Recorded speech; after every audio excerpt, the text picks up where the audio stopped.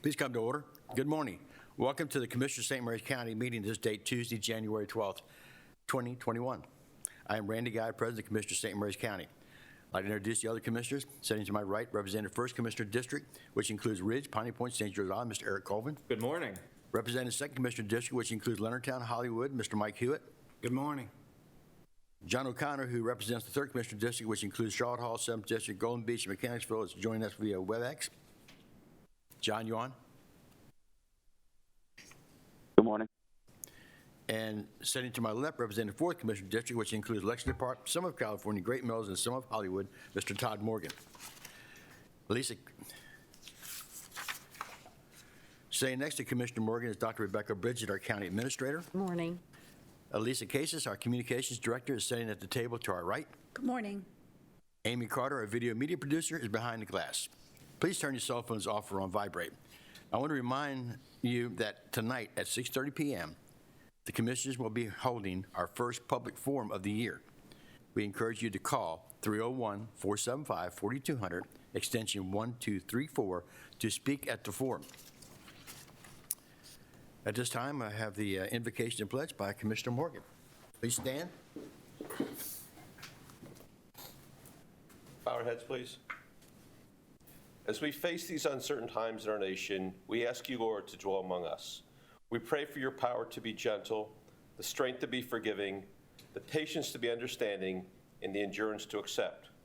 We trust our nation to your loving care. May we put our trust in the power of good to overcome evil, the power of love to overcome hatred. Send your Spirit to us. Give us your light and truth to guide us in our ways so that we may seek your will in our lives that impact our county, our state, and our nation.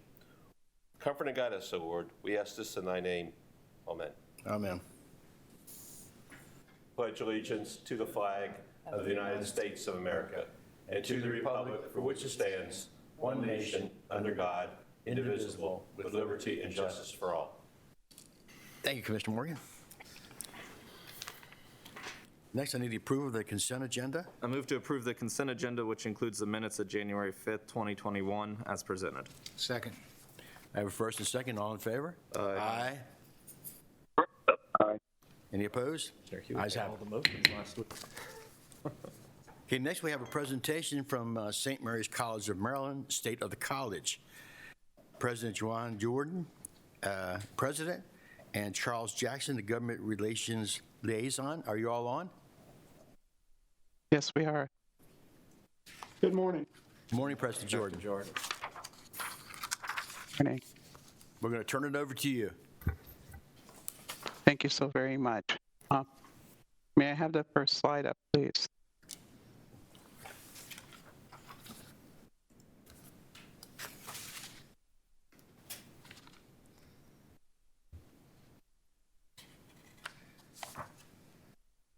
Good morning.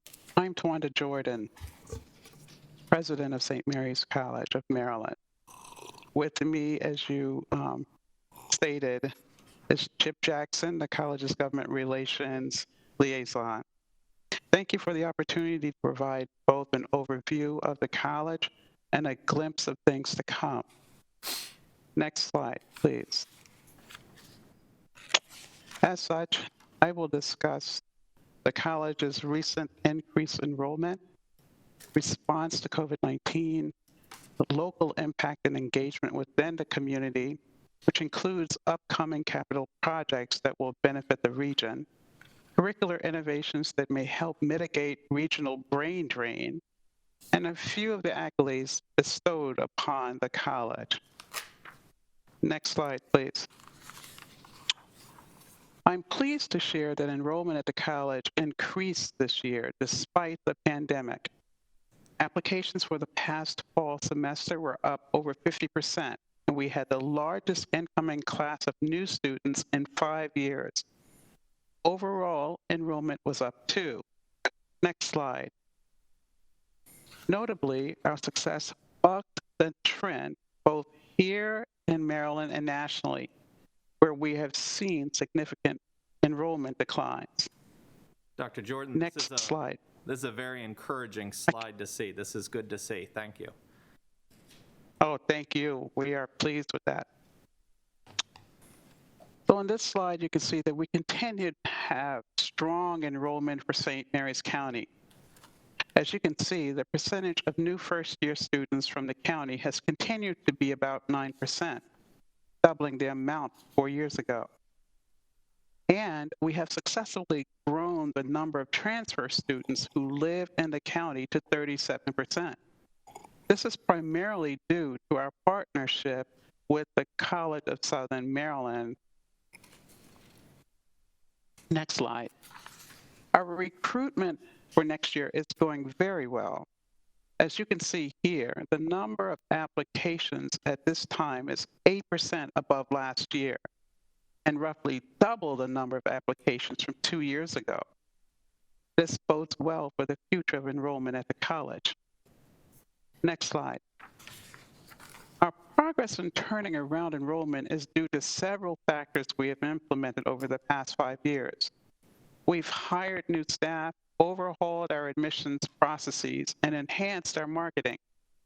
Our new curriculum is being well received by prospective high school students and their families. Next slide. As you may know, an important consideration for families selecting a college is the safety and well-being of their student. The current pandemic has elevated this concern. Here I highlight the college's response to the pandemic. First, I want to thank the County Health Department for their outstanding support as we worked last summer to prepare our campus for the fall semester and throughout the past months to keep our community safe. You can see here some of the important steps we have taken. These efforts paid off as we were successful completing the fall semester with a very limited number of cases of COVID-19. For the spring semester, which begins on January 19th, we will follow the same basic protocols we used last fall, but will enhance surveillance testing. Next slide. Now I'd like to provide an overview of the college's impact to our county. Although we are a small institution as far as Maryland higher education goes, within the county, we're a top 7 employer with over 400 employees and a $29 million annual salary base. And every year, the college spends nearly $3 million in the local community, excluding our capital projects. Next slide. Beyond the amount of money we contribute to the local economy, we are a community resource in a variety of other ways. Even with the pandemic this year, we have been able to continue to offer meaningful educational and cultural events virtually. Of note, this year's Martin Luther King prayer celebration will be held virtually next Monday, January 18th, beginning at 8 a.m. As you know, the MLK celebration is a wonderful collaboration between the college and the College of Southern Maryland, the St. Mary's County Human Relations Commission, St. Mary's County Public Schools, the St. Mary's County branch of the NAACP, and Alpha Kappa Alpha Sorority Incorporated. We will miss seeing you this year, but hope you will join us while eating breakfast from the comfort of your home for a message that is relevant to what's happening in our country today. Next slide. In this place of historical significance, the college contributes to the telling of the region's history in ways that go beyond the books analyzed and discussed in the classroom. As you know, we recently held in November the virtual dedication of the commemorative to enslaved peoples of Southern Maryland. Thank you for your proclamation in support of the event. The dedication was covered nationally and internationally. We believe that this commemorative site will become a destination in the area, enrich the history of this place as we contemplate its impact on the present and future, and enhance tourism to the southern part of the county. Next slide. We're also bringing new modern facilities online that will be beneficial to the community. Construction is on schedule to complete our new $70 million academic building, which is designed to help us with growth in our STEM discipline. The new building complex will have a cafe that will be open to the community, and importantly, a 700-seat auditorium with state-of-the-art acoustics and ample space for community members to hold large lectures, conferences, receptions, and the like for a fee. I was just touring that building last Friday, and it is a magnificent structure. And the inside is something that we don't have anything like it in Southern Maryland, not even in Annapolis. So I think it's going to be a true gem and a benefit to the community. The next slide. Thinking about how to enhance the community is not limited to new building construction. Our outdoor summer concerts, specifically the River Concert Series, and now the new Mulberry Music Festival, draws thousands of community members to campus, and we believe that interest will continue post-pandemic. Because parking is limited, many walk the shoulder of Route 5 from supplementary parking area. As part of our pedestrian safety efforts, we garnered federal and state support as part of a larger pedestrian safety project to construct a pedestrian and cyclist bridge across Fisher's Creek. Although the progress has been on an evolutionary scale, we hope to complete the project within the next few years. We were recently told by the State Highway Administration that bidding for the construction should start this winter or spring. Fingers crossed that will happen. Also, we continue to ask you to move forward with the improvements needed to make Mattaponi Road safe. We're pleased that John Dietrich and the Department of Public Works are currently soliciting proposals for engineering work. Thank you. Next slide. Now I want to turn your attention to our continued efforts to innovate our curriculum to ensure instructional programming is relevant to the needs of today's students and employers. The first element of our restructuring has been the implementation of a unique new core curriculum that blends our excellent liberal arts education with a new and innovative career preparation program that incorporates practical and professional experience. Job preparation is something you hear about from many liberal arts colleges today. But at St. Mary's College, Maryland, we're doing it differently. We have developed the Learning Through Experiential and Applied Discovery, known as LEAD curriculum, that allows us to remain true to our liberal arts mission while putting it in the context of 21st century relevance. LEAD will be experienced by every St. Mary's College of Maryland student, not just those on certain tracks.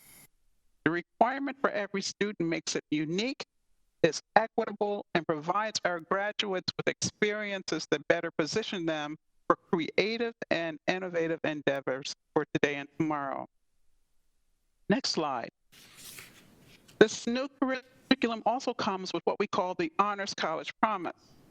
To better prepare our students for both that first job and a career, we guarantee every St. Mary's College of Maryland student an internship, international, or research experience. Unlike most institutions which offer these activities to some students, we guarantee every student, regardless of financial ability, the opportunity to participate in these high-impact learning experiences. Next slide. This guarantee requires enhanced partnerships with members of the community to provide internships, and I am pleased to say that the community is answering the call. We are thrilled to have such strong support from local government, businesses, and nonprofit organizations who have partnered with us to establish internship programs for our students. Here you can see a small representation of our many internship partners. Of the many partners, I want to mention the Patuxent River Science and Technology Consortium, which includes 6 firms who each provide a scholarship to a STEM student as well as an internship opportunity. If the student does well in the internship, and I have no doubt that they will, they may be offered a job upon graduation. This helps stem the loss of talented science graduates from the county. The Patuxent Partnership is an invaluable partner in providing program support to the college and also in helping identify research and internship partners. In addition to the new LEAD curriculum, the college is now implementing new majors in neuroscience, marine science, applied data science, and business administration. The development of these majors were based on extensive assessment of student demand to ensure that the programs we offer will contribute to the enrollment needs. Next slide.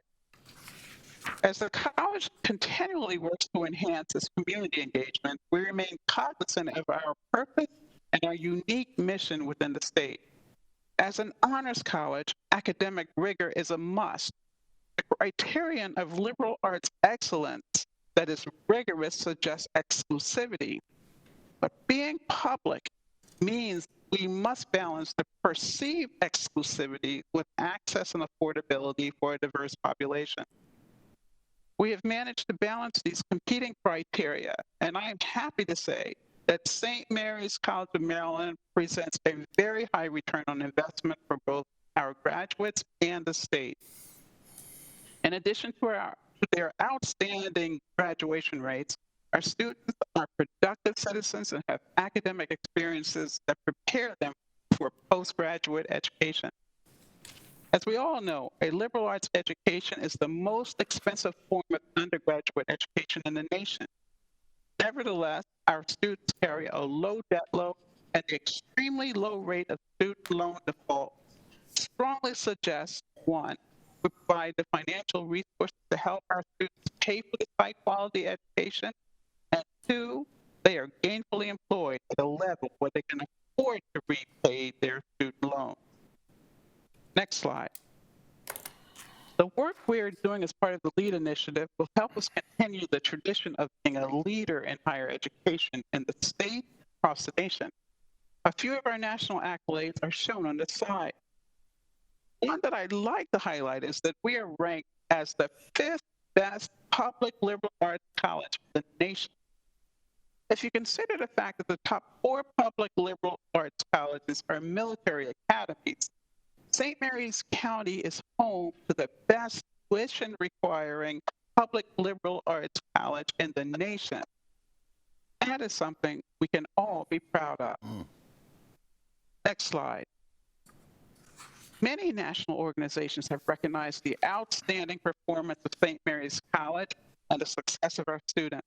As you can see, these awards recognize our outstanding educational program as well as our excellent value to students and their families. Next slide.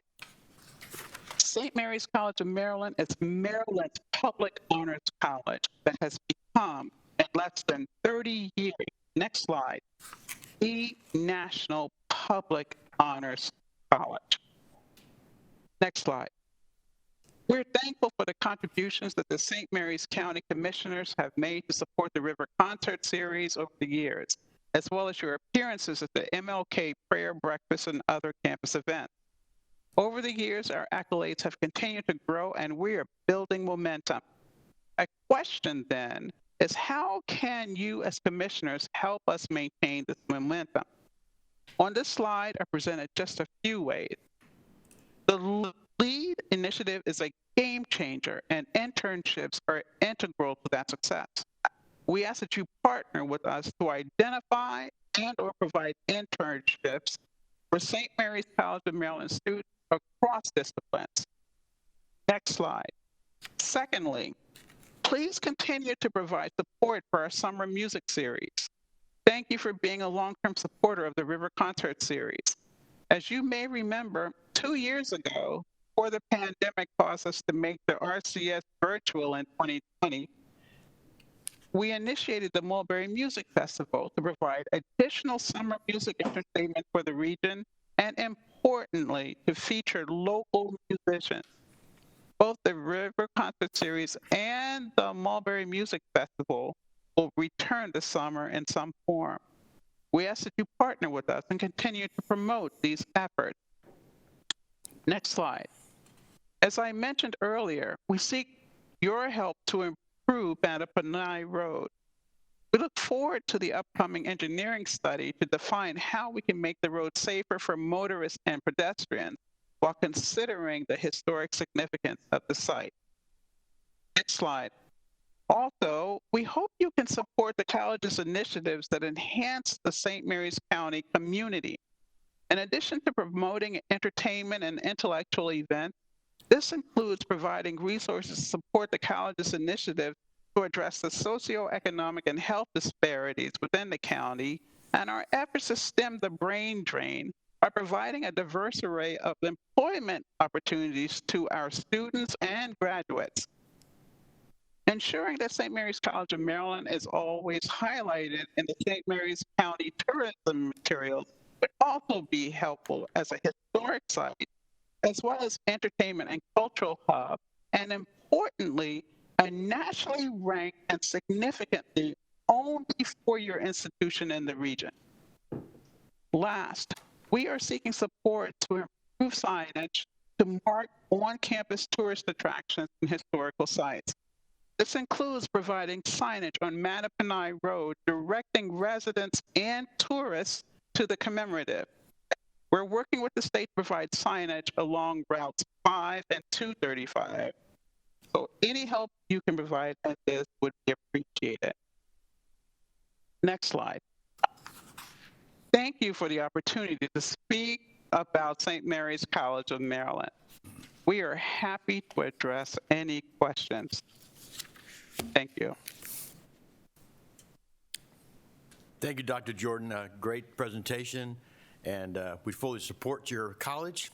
And my niece will be going there next year, so I hope she's. Oh, thank you. That's great news. I hope she'll be ready. She's a little concerned. You know, she's been virtual right now all this year, her senior year, but she's been accepted to go to St. Mary's College, and I'm proud of the idea that she's going there. So. Hopefully. I am sure she's going to do well, and Very we good. have all the resources to make sure we take care of her needs. I know it's a new big change with some of these students coming in this year that have been literally virtually trained versus in classroom. She hasn't been to the classrooms all this year, so it's going to be a big change for her. But thank you very much, and we're doing our best to support everything we can. And I know that we're working on Mattaponi Road as a future project. We're not sure when it's going to happen, but engineering is going on right now. So we'll do what we can to make improvements around your college. Well, we very much appreciate it, sir, and we will continue to support the county in our efforts as well. Thank you very much. Commissioners, got anybody ask anything?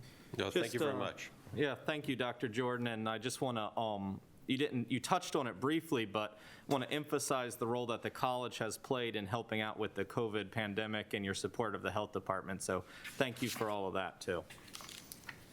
Thank you, Commissioner. We very much appreciate that acknowledgement, and it's an absolute pleasure working with Dr. Brewster and the partnership. Thank you. Okay, President Tawanda, President Jackson, Mike Hugh, I just had a couple quick questions for you. You talked about the College of Southern Maryland and how it's increased the number of kids going to your school. We're having them coming in pretty soon to kind of give us their update. What is the relationship that exists between College of Southern Maryland and St. Mary's College?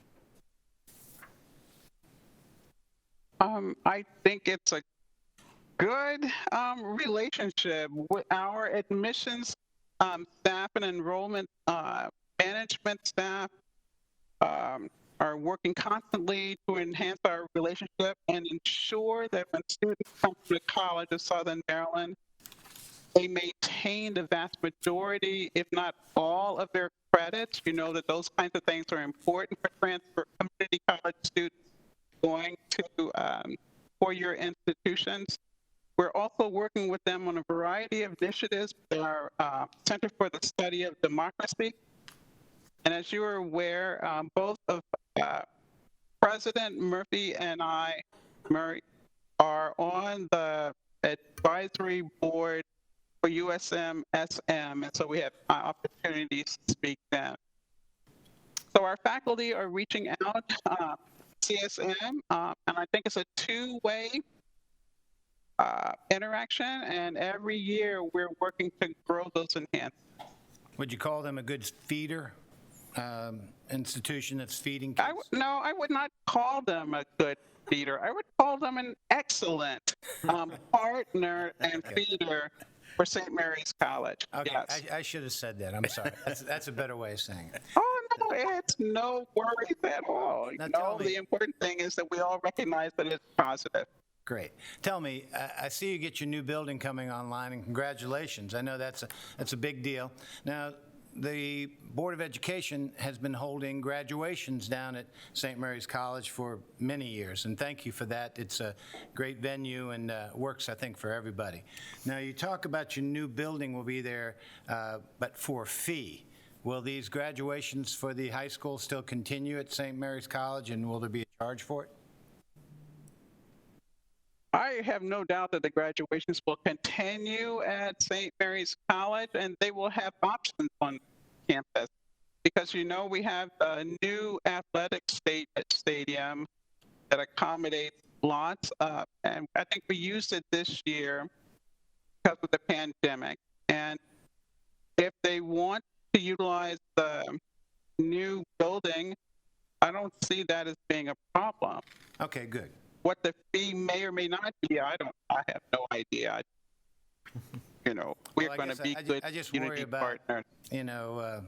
I guess it just surprises me that colleges have a fee for use of their facilities, but hey, look, I get it, it's fine.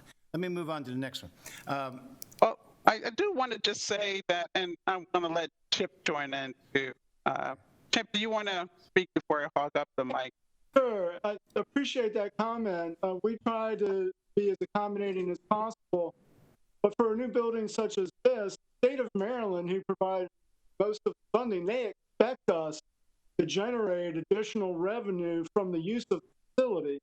I think it's fairly well established that there's significant cost in operating these facilities, and charging a minimal fair fee for use is I think fairly common and is well accepted and as I said, expected by the state of Maryland when they help provide the funds for the building.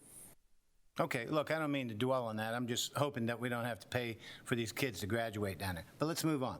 Tuition.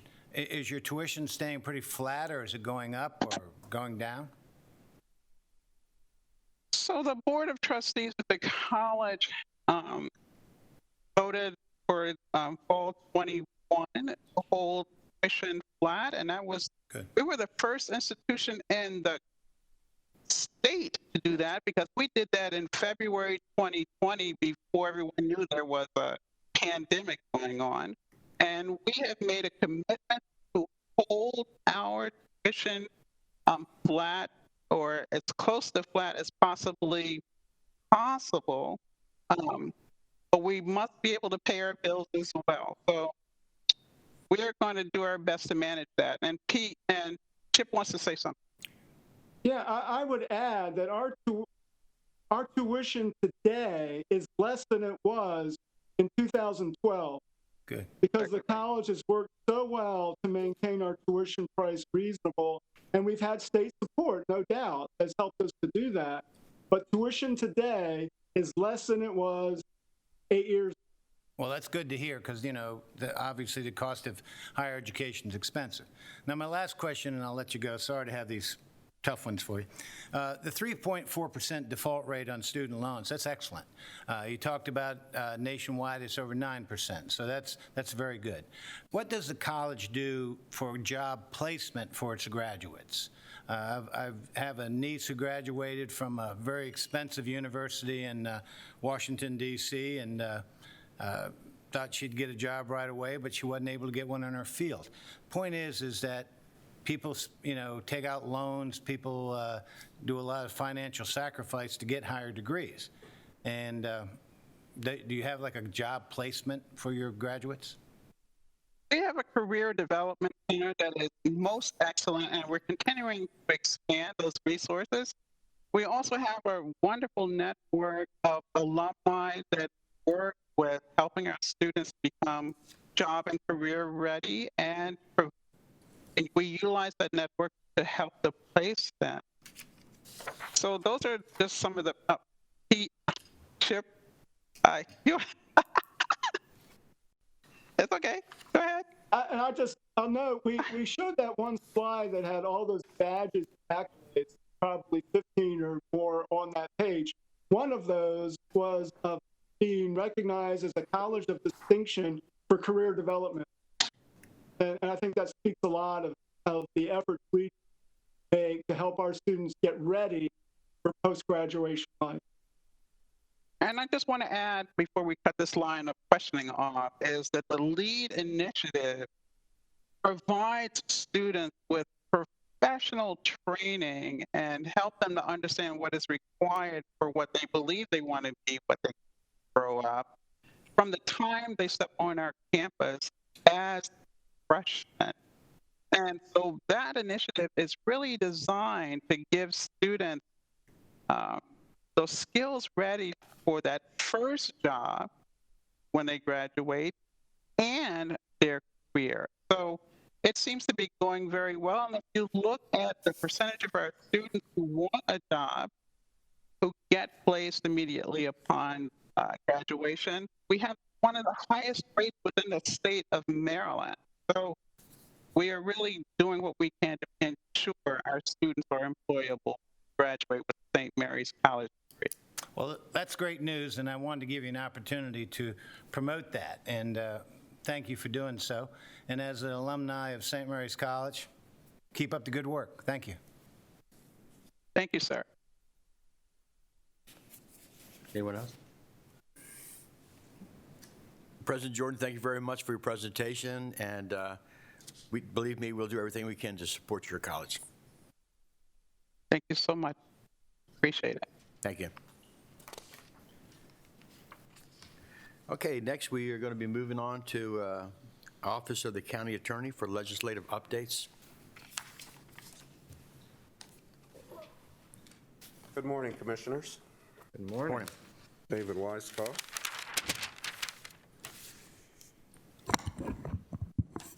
Here to start the legislative update process. And just to give you, since this is my first one, to give you a little bit of background, the General Assembly starts tomorrow for the 2021 session. And a couple important dates are that the House bill introduction date is February 5th, meaning that the bills have to have been drafted and submitted, returned to their sponsor in order to be introduced by February 5th in the House. Otherwise, any bills done later have to go to a committee. For the Senate bill introduction date, that's February 8th. The crossover date is March 22nd. That's where, the House and the Senate swap bills that they think are going to be voted favorably on. And then adjournment is April 12th. There are a couple changes that I'm aware of so far for the legislative session, and that's that the process for oral and written testimony, for oral testimony will be different in the sense that obviously it's all going to be virtual. We're not going to have to go up there. And there's a limit on how many people can speak, so it might be difficult to do on a statewide bill. But we'll see if the commissioners have an interest in any statewide bills. As you know, we've submitted approximately 15 bills to the local delegation. And we have another one that the commissioners are going to make a decision on January 26th for the EMS billing one. And we also have a public facilities bond to discuss, and Ms. Cudmore will join me if that's okay, since she is the finance officer. As you will recall, the commissioners voted to leave the amount of authority requested as TBD, and Delegate Morgan requested an exact dollar amount. Ms. Cudmore put together an attached spreadsheet after the work session on December 15th, and I believe has 4 options to discuss. Yes, I do. Thank you, Dave. Good morning, Commissioners. Morning. Like Dave said, we do have actually 4 options. If you remember from December 15th budget work session, we presented 3 at that time. You can use your unassigned fund balance of $11 million. The second is using $11.4 million of bond authority request. That represents projects that are in the FY22 listing. That's after using the current authority that we have of $13 million. And then the third would be $48.5 million, which is a combination of doing 2 years' worth. That's FY22 and 23. My recommendation is $30 million. If you remember from when we first started this with Dave in September for the legislation, we came in with about $34 million, which was the $47 million that was approved in the FY 2021 plan for FY 2022, less the current authority that we have. And our average GOB that we do in the entire plan is about $30 million. This will actually give us probably a better number realistically based on our average. It gives us better flexibility, and I think it's probably a good number to go in with for the legislation request. Ms. No Goodman? trouble with that. Yeah, I can go with the 30 million, but tell me this. If we go with 30 million this year, I would like to go with 0 next year. Is that possible? Well, based on the plan and the projects that are in the plan for FY 2023, if you go with 30 million now, it looks like the amount that you would probably need, if the plans and the project does not change, would be about 18.5 million. But again, we know how the projects can change in the process, and so that will really depend on where we end up with the approved 2022 budget. I always say this, how fast can we spend it? And I'm not in favor of spending, but I am in favor of spending as we need to.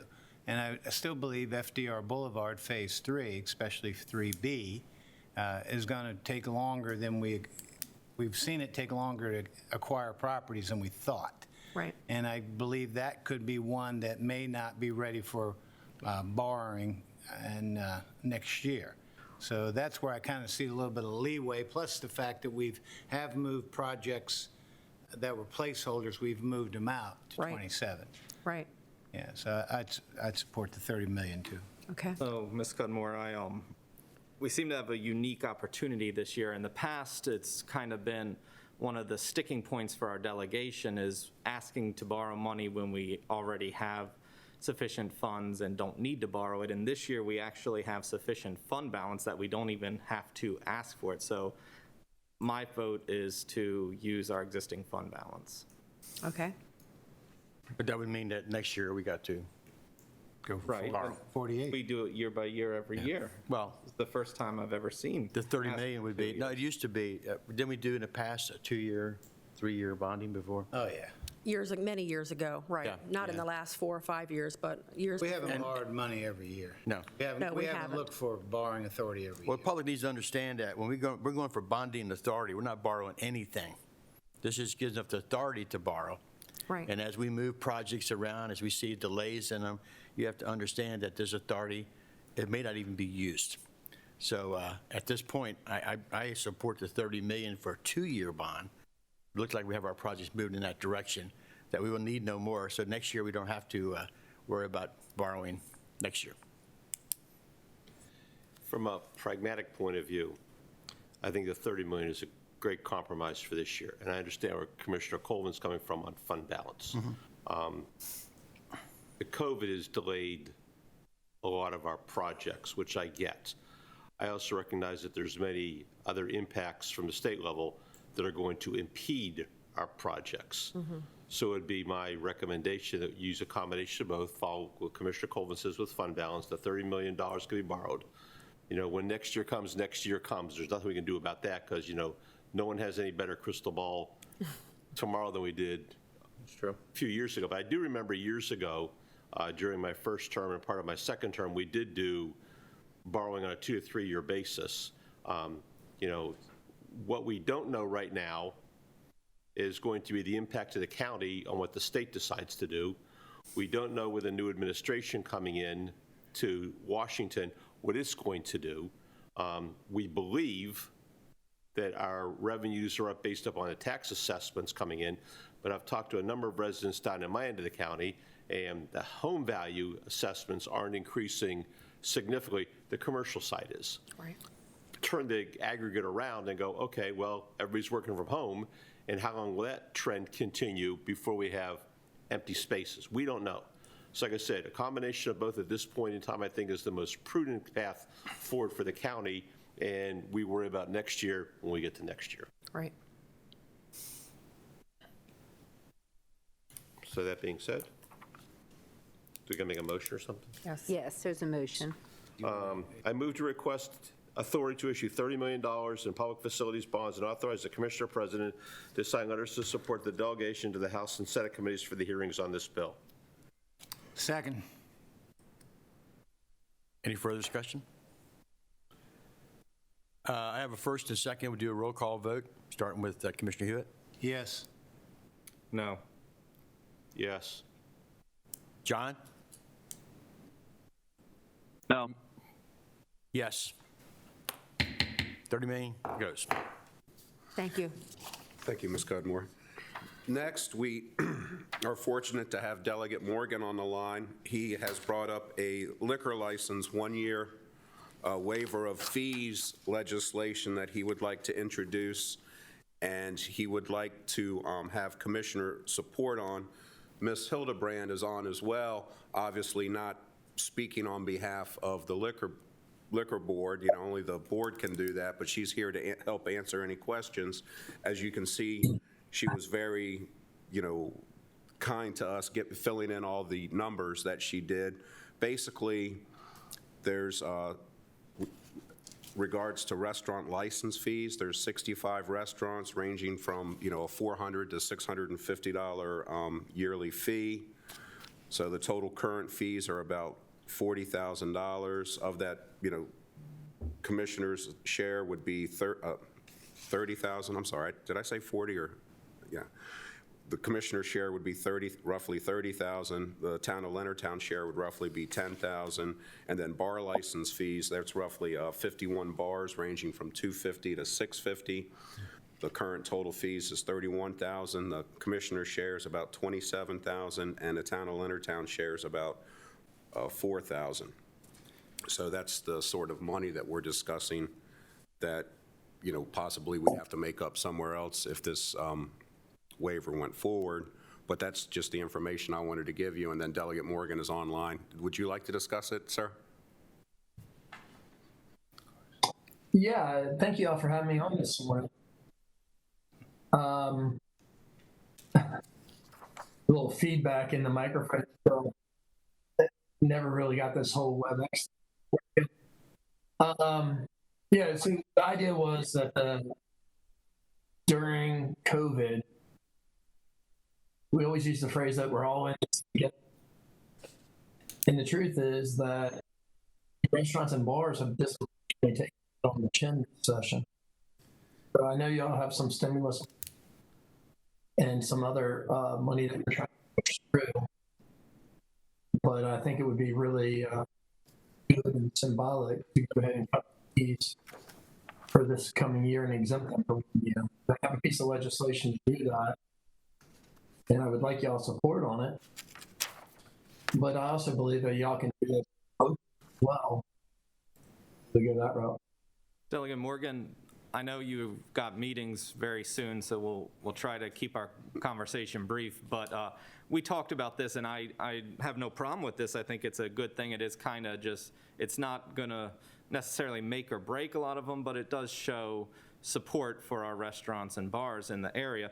But I do agree with you. I think that handling it locally I always prefer if we can do it locally versus having the state dictate it down to us. And I think we do have the authority to set the rates for a year for the liquor license fee. So that would be my preference, is to do it locally versus through legislation. But I support it. Okay, well, thank you. Do you see this being for, say, large corporation franchisees, like, say, Buffalo Wild Wings, something like that? Yeah, I mean, it would apply to everyone. Okay. I just don't think we should be in the business of winners and losers. So I don't want to make any judgments. I think other money comes out based on need, a straight across the board.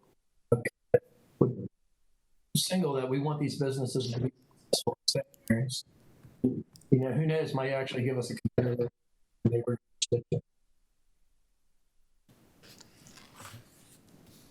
I think, Delegate, I agree with Commissioner Cole. I think your idea is good. And I think we're in the process now of allocating We allocated $770,000 before to Restaurants for Recovery. We're adding $475,000 to that. That gets me almost $1.25 million of restaurant relief coming down from the state to our restaurants and bars. Do you think if the commissioners acted at the local level, we would need to have legislation up there? I'm not sure. I mean, you can start, it kind of makes sense that you should build a for a year. I don't know if it's a deal. I mean, the county attorney would build it or not more than me, probably. So it'd be local courtesy on this one? Yeah, I mean, I would have, yeah, it would fall under local courtesy. So we can either support the bill. I think the delegation probably drafted it in my name, but I can move it over to a delegation bill if you would like, or I mean, I could drop the bill. We could, you could support it that way, or you could maybe just make a motion and agree to exempt it for a year and I'll pull the bill back. Well, I guess my thought is I support it, and I just want to make sure it succeeds. It'll succeed. I'm not worried about that. Okay, good. There's no, I mean, I know enough about how that game works up there. It'll succeed.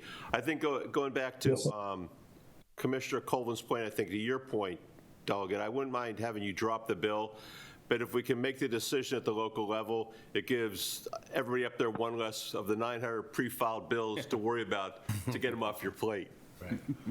Yeah, that'd be great. I appreciate it.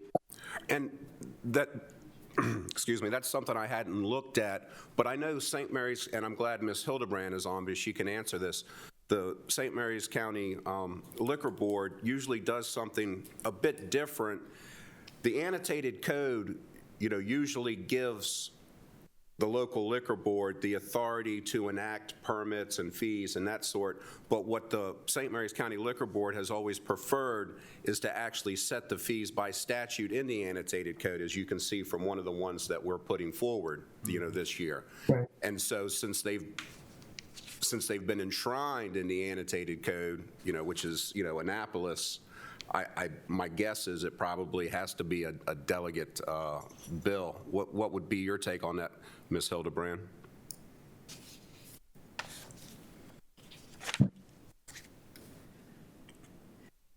Ms. Hildebrand, you need to unmute yourself. We're unable to unmute you on this end. Okay, you got me now? Because I'm on the phone and on here. You're on. We hear you. Okay, good. Delegate Morgan's putting in a bill, but I'm question Delegate Morgan. The governor's one of his emergency orders from June 11th that gives the board the authority to, without going through legislation, pay these fees for the year or as long as the emergency order is effective. Is this beyond that?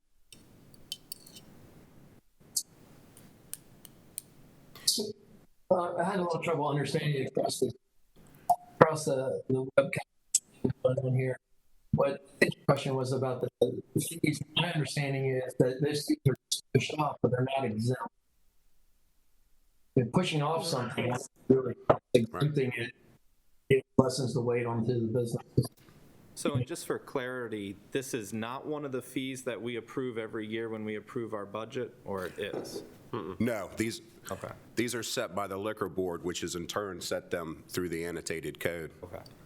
So, but the fees come to us, so there's a question whether or not we could just do it, since we're the ones getting it, if we can just say no this year, and I'll look into that versus whether or not it needs to, go through Annapolis. But on the safe side for now, it's probably best to go ahead and draft the bill up there and. Okay.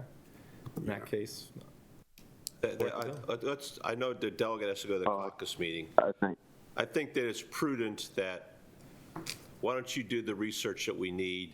In the meantime, Delegate Morgan, I would support the initiative, and let's figure out how to dot the rest of the T's and cross the rest of the I's to make sure this works. I wasn't being facetious when I said that either.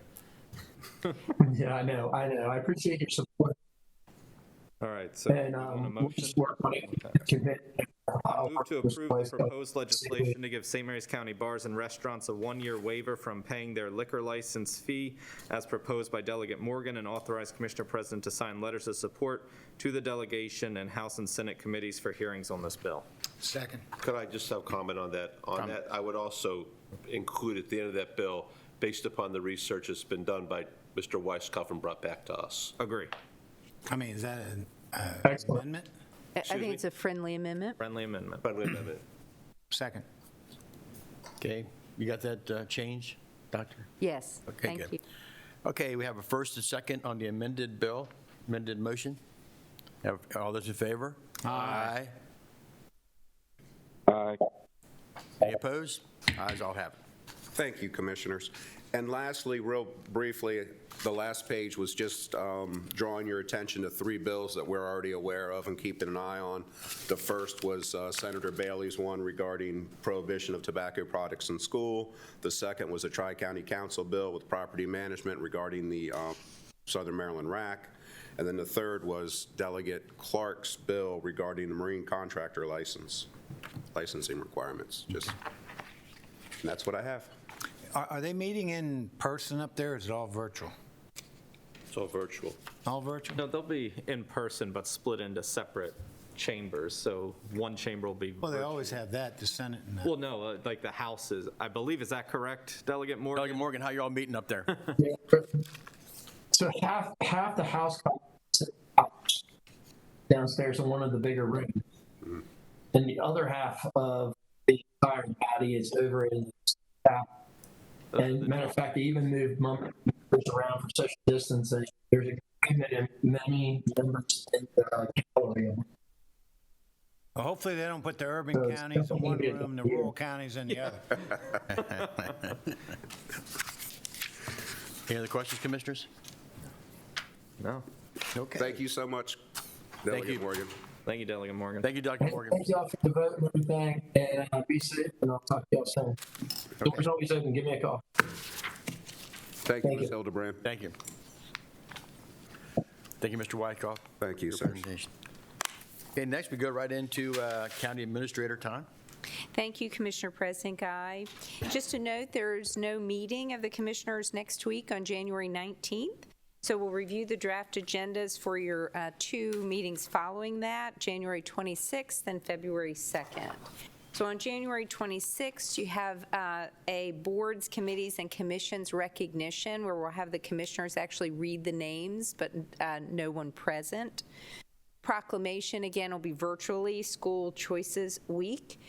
We also have a virtual presentation for the North County Farmers Market groundbreaking ceremony. You have the State of the College annual presentation from the College of Southern Maryland. At 10 a.m., you have your presentation for St. Mary's County Board of Health with Dr. Brewster. Then you have tentatively scheduled from the Department of Finance the request for public hearing for Fire and Rescue Department rate change request, and that's part of your budget instructions. Office of the County Attorney has a decision for disposition of surplus county-owned real property. They also have a decision for the proposed transfer of South Coral Place to Loggy Place alleyway, and your weekly legislative updates from the County Attorney's Office. You also have scheduled a closed session that day for personnel. You adjourn your morning business meeting and reconvene at 6 p.m. with the Department of Land Use and Growth Management public hearing on the proposed amendment to the comprehensive zoning ordinance for commercial wedding use. The next week is February 2nd.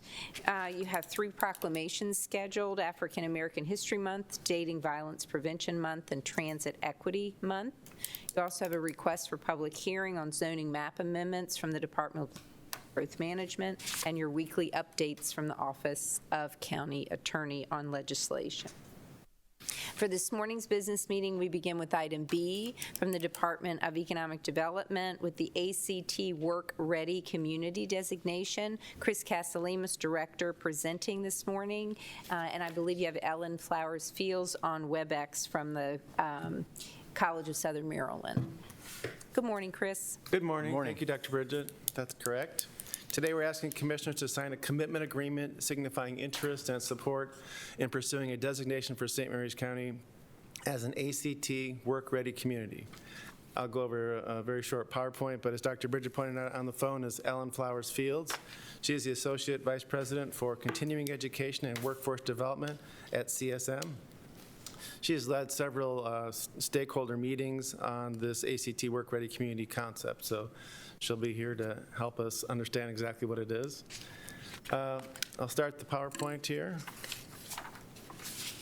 So like many other communities across the U.S., we would like St. Mary's County to be designated as an ACT work-ready community. This program helps employers, job seekers, current employees in counties. For counties, having this designation can help with recruitment of companies. There are over 500 counties that are designated as work-ready communities. We'd like to be one of those. It's important for economic development, and in fact, Site Selection Magazine, as listed here, uses this designation when they rate the economic development competitiveness of states, so it's important. Next slide, thank you. One more slide, there you go.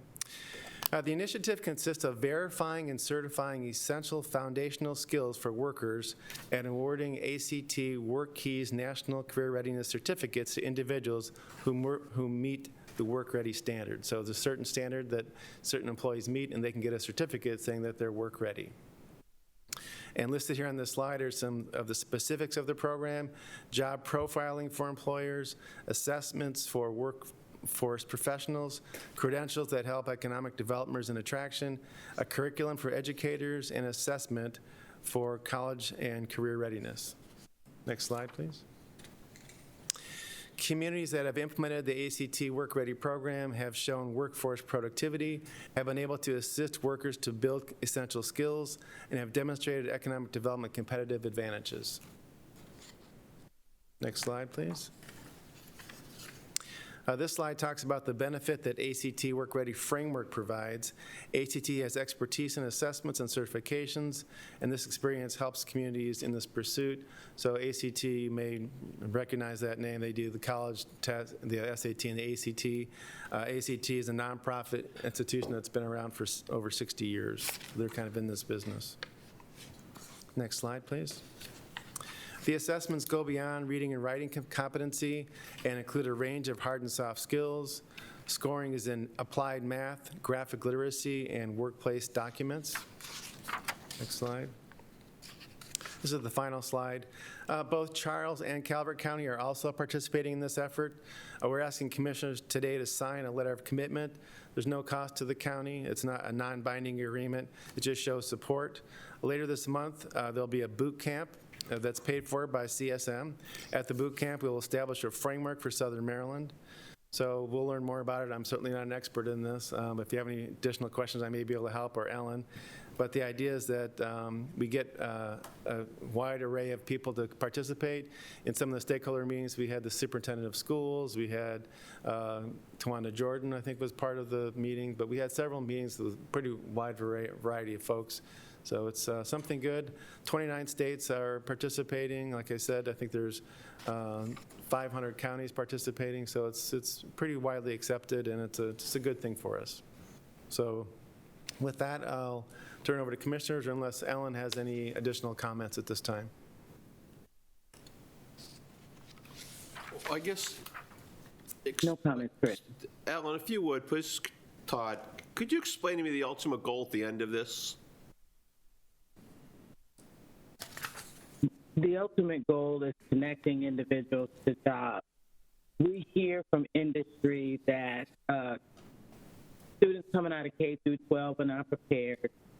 We hear from industry that individuals leaving the college setting often lack the soft skills necessary to be effective in the workplace. The National Career Readiness Certification has a very complex matrix that helps them analyze and address those skills competencies and provides a certification that, for lack of a better term, provides that additional level of assurance or validation for employers that those skills exist. Could you please tell me, what are the soft skills you're referring to? Specifically, we're talking about graphic literacy, understanding technical documents,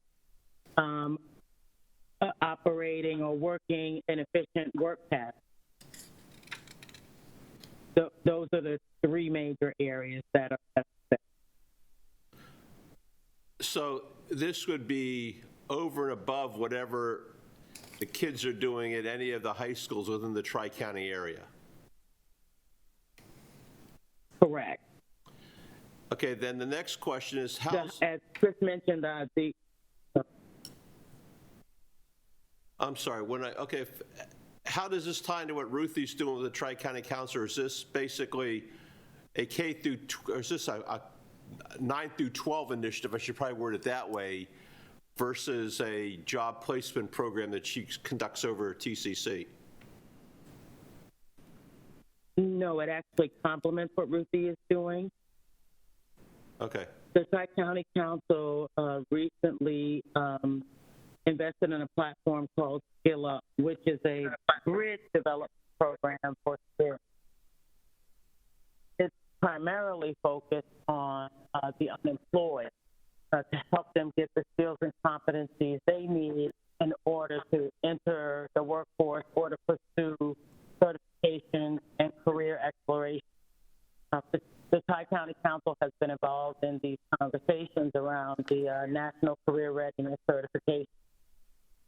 They see it both as a benefit to the individuals they're servicing in the workforce system by having them have this additional credential to the portfolio that they have.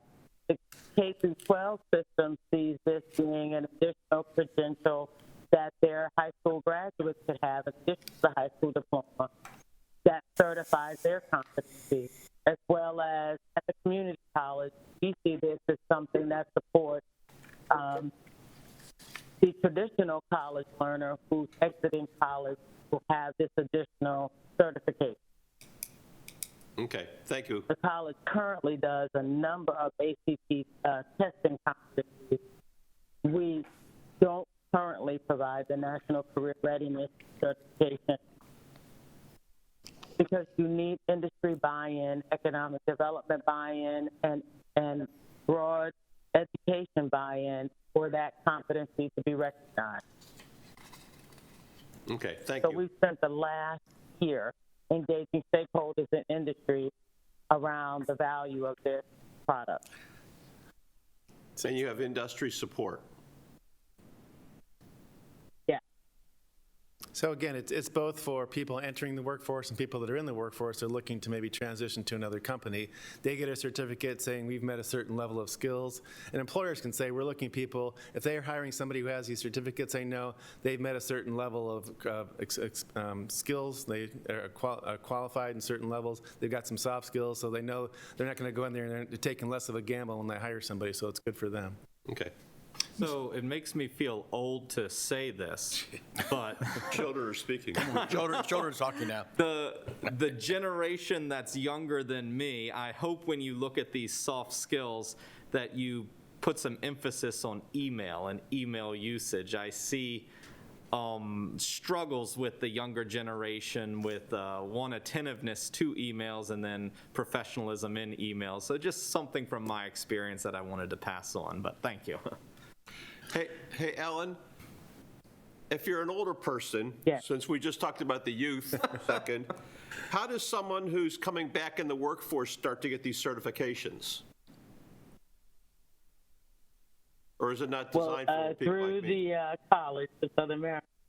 So they would these be? An individual will be able to come and take this test, basic certification test, and it'll give them a baseline of where their competencies exist, and then advisors can assist them to get additional training if needed to help bridge the gap between any competencies they need based on our regional workplace standards and where they are. Okay, thank you. So part of the rationale for the boot camp is to bring stakeholders together, including industry, so that we can begin to assess what our regional workplace standards are, come to agreement on those, and those will be the benchmark for which individuals take the test. And it will be unique to each case. Thank you. Mr. Castellanos, what I don't think I understand is how this works. So is it a high school program, a College of Southern Maryland program? Where would the actual certification process take place? You can correct me, Alan, if I'm wrong, but you could get those skills and get certified at CSM. Is that correct? At CSM, but the high schools can also administer it and have expressed interest in doing it. Okay. So, I mean, have we gotten buy-in from the school system? Yeah. Yeah, we had Dr. Smith at one or two of the stakeholder meetings, and he was very supportive. Okay, so someone's going to come out of it with some type of certificate. And what they'll be able to do is say, I've completed this program, and I have this certificate, and that proves that I have done what? You've reached a certain skill level in the areas that we mentioned, and also some soft skills too. So you're at a certain level. So again, if employers are saying, hey, we need to hire some folks, if we have work-ready people, that's an advantage over people who don't have the certificate, because they've already been measured in terms of the skill level. Okay, now is it, again, I'm sorry I have so many questions. That's okay. Just help me out. It's a little confusing. Is it like a 3-month program, a 3-week program, a 2-year program? I mean, how long you got to do this? I think Alan, you can again correct me, but I think there are certain people who can go in and test, and they may be certified. I mean, they may not have to take any additional courses. They maybe can meet the proficiency right off the bat. Is that correct? That is correct. So it's not a structured program. It's a competency assessment. So the individual who takes the certification, it's evaluating the competency they have in the specific areas that we previously discussed. Okay, so if an elder, or I shouldn't say elder. I'm sorry, go ahead. No, I'm interrupting you. Go ahead. Well, anyway, let me go ahead then. My point is this. If you have someone who's been in the workforce for a while and wants to get this certification, they could do some kind of a proficiency test that would say, hey, you got it, here's your certificate, versus, say, someone who's in high school maybe hasn't gotten those life skills yet. Is that what we're saying?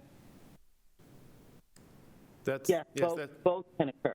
Yeah, okay. So, I mean, I could go, say I was looking for another job, I could go and say I want to be certified so I can be more appealing to various employers. Right. I go and I check the boxes, or maybe I have to take a class or something, and then they'd say, okay, you've got the certificate, and I can go to employers and say, hey, I've got the certificate, and there could be employers saying, okay, that's an advantage over someone else who doesn't have it. We know you have a certain skill level. Again, I support this, but what I see on TV a lot is these commercials for people who have been doing something for a long time, and either their job was written off or whatever. Somehow they get released and they're trying to find a different job or a field to get into.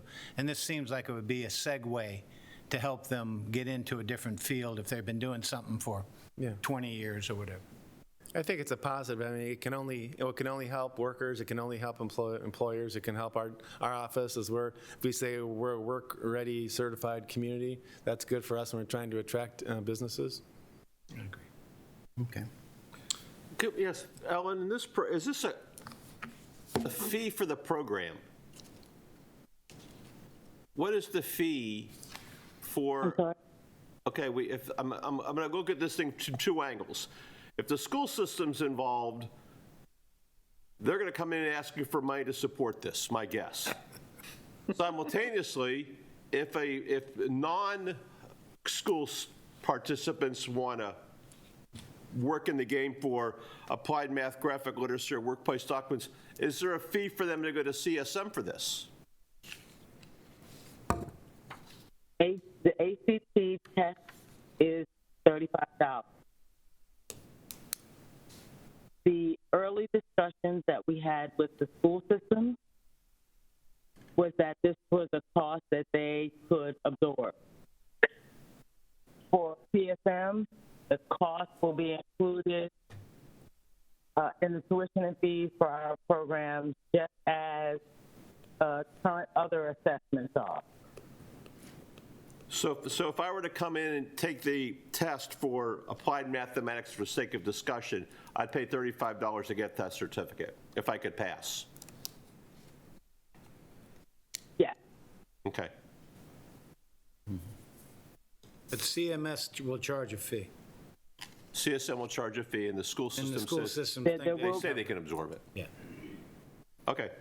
Well, I'll move to approve the ACT Work Ready Community Designation Initiative and have the Commissioner President sign the commitment letter and any other related documents. Second. I have a first and second. All those in favor? Aye. Aye. Any opposed? Ayes have it. Thank you, Commissioner Commissioner. Castellanos, thank you. Thank you. Thank you, Alan. Bowen. Thank you. Thank you, Commissioners. And item C is from the Department of Information Technology with the 2020 Broadband Progress Report and Plan of Action 3. Bob Kelly, CIO, presenting. Good morning. This is going to be a Mr. Kelly. progress report. Good morning, Commissioners. I like that term, progress.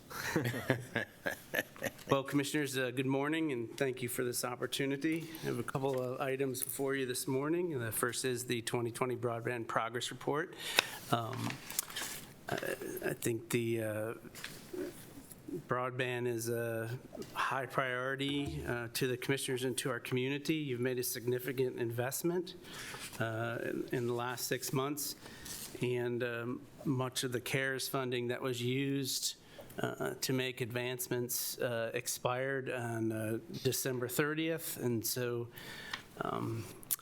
I thought it appropriate to give you an update. So also on the line, I think, is Assistant Superintendent Jeff Walker from the St. Mary's County Public Schools, and David Howard, who's the IT Director.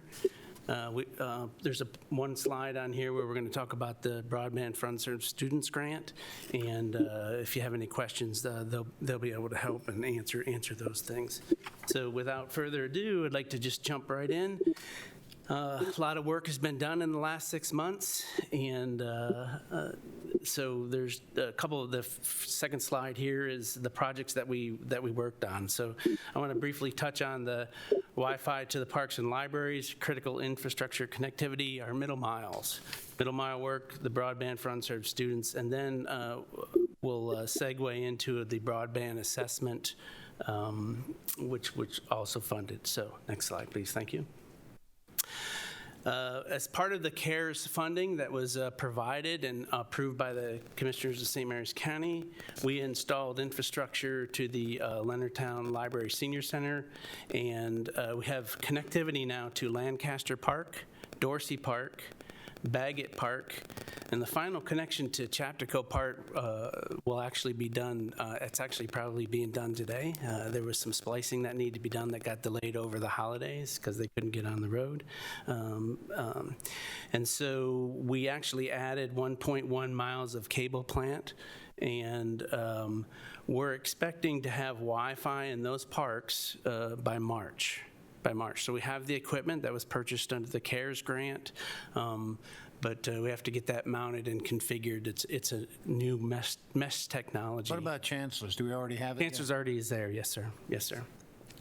And so that was kind of a last minute, I think it was. I think in December, I think we got approval to actually get to Chaptico, Baggett, and Dorsey Park.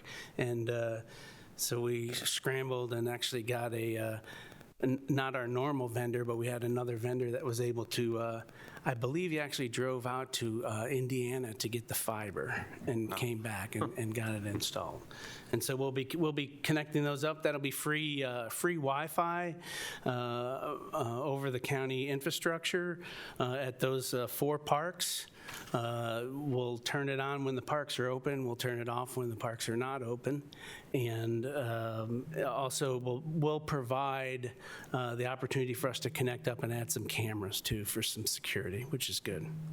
And then there's some discussions that I've had with Art Shepard about doing some security in the actual buildings that are there, so we can have some networked security very similar to what we have in our buildings, our county government buildings. Next slide, please. Part of the CARES funding, we did some upgrades in the county network. if you kind of think of a bullseye, target bullseye with different rings.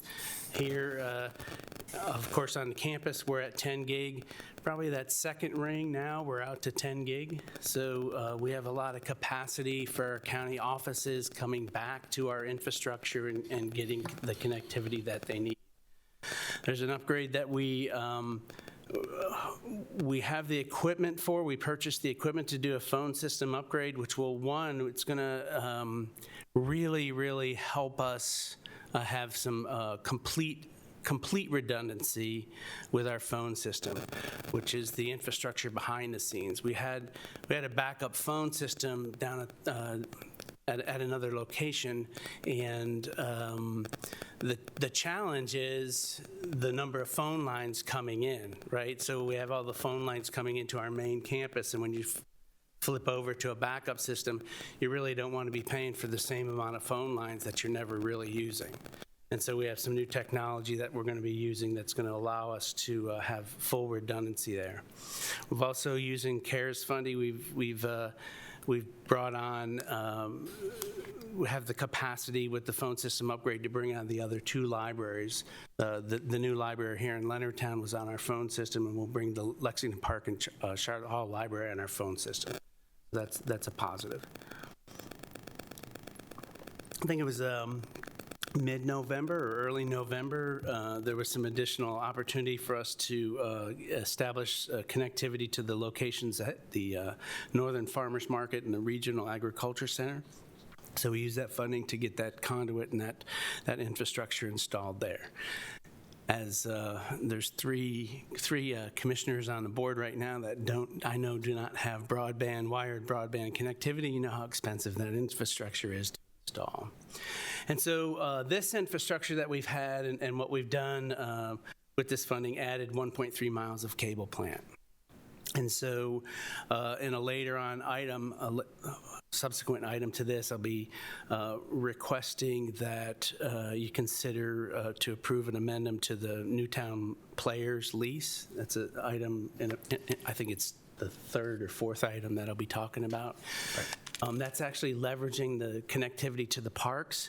So when we got to Lancaster Park, we went down to the old library, and there's some opportunity for us to increase some security there. Tell me something. I'm not sure. You always hear this 10 gig. I guess that means 10 gazillion or whatever number that may be. 10 gigabytes, yes. Okay, whatever. But I guess my point gets to be, what were we? And I know that. The kind of technology I know is just bought a, new QLED 480, and it's got a great picture. Sure. That's what I know. It's got a great picture. Now, what were we before? We were at 10? We were at 1 gig. So that's increased by 10, and the best place to be is 10, or the best place to be 20, or the most cost effective and for what we're using right now for our usage, it's 10. And as we have room to grow with 10? Yes. And so that's the advantage of fiber, and that's why that is why IT people, we like the glass, we like fiber, because we can expand the fiber. We can take, without changing the infrastructure, with just putting new equipment on either end, we can go from 1 gig to 10 gig. I can go from 10 gig to 100 gig. I can actually, with light, I can go down, I can just do blue, and I can do just yellow or green. Okay, you're getting over my head anyway. Yeah, way over my head. but I guess what I'm getting at here, glass is good. It's like a rainbow to me. I guess my point is that we've always heard the idea of FiOS, which I know is what you're talking about, is something that's very expensive to install. That the reality of people asking us as commissioners is, how come we don't have FiOS? How come we're stuck with Atlantic Broadband, which Lord knows is a challenge. But the point is, people say, how come we can't get FiOS down here? What do you tell them? So FiOS is a proprietary trademark for Verizon, which is what we call fiber to the home, FTTH, fiber to the home. And As part of this effort and part of what we've done in St. Mary's County using the CARES funding and connecting many of the homes that we connected through the BUS grant, the Broadband for Unserved Student Grant, we're actually installing fiber in a segment to their home. And so I'll get into that a little bit more. So we're headed that way. It's very expensive to do. And I think your question is, where are we going? I can jump to that. We're having a lot of I'm sorry to take you off, conversations. but I just hear all this, we're at 10 gig and that's really great, which doesn't, I don't know what it means, but if you're saying it's great, I'm glad it's great. But it still gets back to if I'm not one of the commissioners who, I get A, B, and B, and I use, thank God I got them, but I'll use another term sometimes about them that's not as complimentary. Point I guess I'm getting at is I wouldn't mind having FiOS. And that's what people say. Why don't I have the opportunity to have FiOS? So when I say that we're doing 10 gig, we're doing 10 gig in county government. We have 48 locations. We have our 3 libraries. So when our libraries are open and their computer labs are operational, fully operational, and they've got 30 or 40 people in each one of their libraries, and we have some 800 folks working in St. Mary's County during the day. And we have 10 gig communications between our buildings. We have just shy of a 1 gig pipe going to the internet. And so there's 1,200, 1,300 people that are sharing a 1 gigabit pipe to the internet for county government. And I want to be a little careful because we have some in reserve, but that's adequate for our needs right now. You can, with a cable modem with Atlantic Broadband and or Comcast in St. Mary's County today, purchase 1 gig with a cable modem, okay? And so that's to your home with your 5 or 10 devices maybe, you can get that service right now. And so is fiber good? Yes, fiber is very, very good. And fiber to the home, is that where we want to go? Absolutely. It's very expensive to do that. And I would just say that the investment in what we're doing in connecting folks and how we're connecting folks and adding folks to the system right now, we are very conscious of the need and the desire to have that expandable infrastructure wherever we can install it. Well, what we're doing now is best bang for the buck. Yes, Is that sir. what you're saying? Good. Next slide, please. So what I thought I was going to be spending most of my time on this fall was the Middle Mile project, and I was correct. I didn't realize that there were other projects that were going to be coming along. And so very early on in the CARES grant authorization, the commissioners allowed us to identify these areas of the community, which we had we knew were areas of need, and we installed over 33 miles of cable to our Middle Mile projects. I would say that the whole effort this fall really combined three specific grants or funding opportunities, and because of that, we were able to do a lot more than what was expected with a lot less money. For example, Bushwood City Road, we were able to add on when we recognized how many students were living off of that road. It became obvious that we really wanted to kind of target that area and not do individual to the home. We wanted to do the area because we could get a dozen or so homes. And so the flexibility that you allowed us to do with the CARES grant and kind of the direction I think that Commissioner Morgan gave was cast that net as wide as you can and do as much as you possibly can. That's kind of the mantra that we've been going by. And so we were able to add Bushwood City Road on there. I would also say that Mount Wolf Road, although it was on our radar screen, it presented significant challenges, but because of the number of students that were off of that road, we kind of slogged through that. And so, as you can imagine, when you're installing 33 and a half miles of cable, it's construction. We had a lot of rain. There's a lot of challenges that come across with doing that. And so I think item number 2 or item number 3 that I'll be talking with you this morning, we leveraged the Broadband for Unserved Students grant, we leveraged the CARES money, and then we leveraged the money that we've been doing for broadband expansion in the county for the last several years, the Governor's Office of Rural Broadband.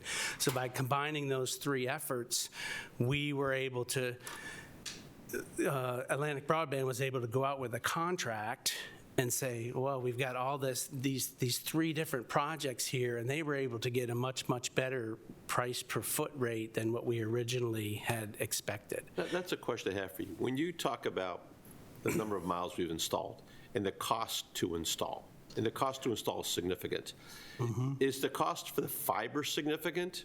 I mean, I have no idea what a cost per yard for fiber. I know how much it costs us to put the fiber from the Eastern Shore over to here for the redundant capability with DoD. Yes. But that was a special cable that had to come from overseas. So my question is, how much is the cost for fiber that expensive, or is it the installation cost that's so expensive that it runs, $25,000 a mile or something like that? Yeah, generally it's the installation cost. So I can do 6 pair of fiber, and and I can double that to 12 pair, and it's negligible. It's the bulk of the work is getting the crews and the install. And quite frankly, by leveraging our cable companies and our cable franchise, if they're going in the ground, it's more expensive to do the install. If they're hanging on poles, then they have to pay an annual fee for each pole. Yeah. So basically, the cost of the fiber isn't so much. It's digging the hole with a ditch witch and laying it through the ditch witch. Like Commissioner Guy talks about, how much it costs to go down his driveway, the $25,000 they want if they think I'm going to hook up to my house someday. Gets really expensive if we have to do a bi-directional bore, and then, Wait, it's a directional bore, not a ditch witch? Yeah. Well, every location has a different requirement, and that's the challenge. That's the challenge. Right? Thanks. And so what you're going to see in another item of request is, and I'll talk about it more, is next year's grant funding through the Governor's Office of Rural Broadband. And so this current fiscal year, the commissioners had approved $100,000, which was a 50% match to this year's Governor's Office of Rural Broadband expansion. We were able to use the CARES money for that $100,000, so that went back into the commissioners', I'm not sure which fund. I didn't spend that county money. It's a good fund. But this grant here, assuming that you want us to continue with that, I'll be requesting next year $200,000 because they increased their grant cap. So they went from $200,000 to $400,000. Next slide, please. The Broadband for Unserved Students grant, Dave and Jeff, I hope you're on the line. I'm just going to touch on a couple of these bullets here. When the Board of Education, I think it was Ms. Marquardt, came back in, I don't know why I just did that to myself, I think it was August, came before the commissioners, and there was a collaborative effort that we did. What we committed to the state was that we would connect 173 homes. We would install the infrastructure necessary for 173 homes. The actual connections that we ended up doing as of the time I submitted this PowerPoint was, it's in excess of 280 homes that we connected. Is that like 107 more than you anticipated? Yeah, there's actually a little bit more than that, Commissioner, but yeah, yes. So again, part of that was when, we had 3 days to submit that grant package to the state, and so we were looking at GIS data, and I will say that our GIS data is better than most, and it was really good. It was actually surprisingly accurate, but it wasn't 100% accurate. And we were also instructed to go on the high side for that request. So basically, I said 173 homes. We were going to connect, those homes were 1,000 feet, between 300 and 1,000 feet from the existing cable plant. And so we calculated what the per foot rate was, and we multiplied that by 1,000 because I didn't know what I was going to run into. And so some were 600, some were 800, some were 1,000. And quite frankly, we started, and the distance minimums, what we agreed to in the grant were 1,000, and we actually, I think it was late September or early October, we went back to the state and requested that those minimums be removed, and we actually installed up to about 1,600 feet. Good. So we included homes to there. And we installed 25, over almost 26 miles of cable. The next slide, please. Dave and Jeff, do you have anything you want to add? Let me go back for a bit. On the school system, okay, the big deal, I shouldn't say the big deal. One of our goals was to make sure we had all the kids hooked up because of this virtual learning that were going on. And I think we had identified the number, I don't know, it was in the hundreds, I know, that of these kids that didn't have this type of service. So the point is how many do we still have? If we had 500 before, do we have 200 now, or have we taken care of every single kid? So when we originally submitted the grant, there were just over 500 students that we were that we knew did not have connectivity. And part of the grant, the part that Dave Howard and his team kind of handled was the hotspots. So they purchased about that many hotspots, and that was to take care of the immediate need because construction takes time. So they purchased those hotspots, and using our GIS data and their student address list, we worked extensively, and they issued many of those, right? Dave, I don't know if you have the number or how many actually went out. We've issued about 500 to families. A lot of the families were construction was going, so it's really helped out getting people connected. For people even who had satellite had problems. So this grant has really helped us get the students connected. Okay, so all the students are connected, whether a hotspot or through the middle mile program or the final mile program? So they issued hotspots to those folks that we knew didn't have and requested the hotspot, didn't have access, and then we started working on the connectivity. So we connected 280 homes. There were just over 500. So yes, the math would say if things did not change, but you know they did, right? So since that initial submission of our grant to the state, in that initial submission, there was just under 10,000 unique addresses that we identified as Board of Ed students. And since that initial submission, there's been over 1,000 addresses that have been added to that list because either new folks have moved in or people have moved. Now you got 11,000. Yes, and so our target has been moving, and the good news is we, using the mantra of we're going to cast the net as wide as we possibly can, we just absorbed those and we went out and we did the analysis, and if they were 1,600 feet or less, we reached out to them and we tried to get them and part of the grant and part of those connected. And so what I can say is we connected 280. There is the numbers, the percentages remain the same. The percentages remain the same. And so we know, and I think we reported this before, that we felt like we were at 94% coverage. And so that's what, But you so that's still what got we did. 6% that's not covered. Yes, yes. Okay, now here, the people have reached out to me and said, who's going to pay for this hotspot? It's typical that when you put a hotspot in, that there's a monthly fee with it. So hopefully, soon, one day, these children will be back in school, hopefully. Hopefully. And when that happens, maybe they don't need the hotspot no more. Will you go out and collect them, or will you leave them, or will you just turn the bill over to the people who are using them? How will that work? So I think as part of the grant agreement and part of purchasing the hotspots using the grant funding, the Board of Education entered into the agreement with the state that said for this school year, the grant will pay from September to December, the equipment and connectivity up until December 30th, if the Board of Education agrees to pay for the rest of the school year. So it's there's collaboration all throughout this project.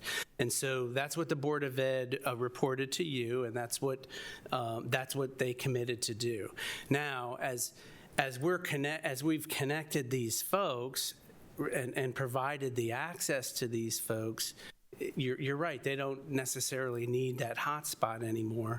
And so that can be recouped. But as part of a future plan, which is part of the reason coming before you, and there's a plan of action that I've submitted to you that I think at the end of this presentation is continues that collaboration. And what I would propose is there is some number of those hotspots that the Board of Education will probably still require, they'll still need. There's still people beyond 1,600 feet, right? So there's some number that the Board of Ed will want to keep and be able to provide that service to into the future. And that would then be therefore paid for by the Board of Ed? 'Cause I'm assuming now that the monies are good till end of May or June. Correct. So come July 1st, for the sake of discussion, we don't know where we're going to be. Correct. The hotspots, either they could be returned if they don't need them, or someone's got to pay for them to the underserved student community. Yes, that is the burr, correct? Okay. Right? Just to make sure I'm clear.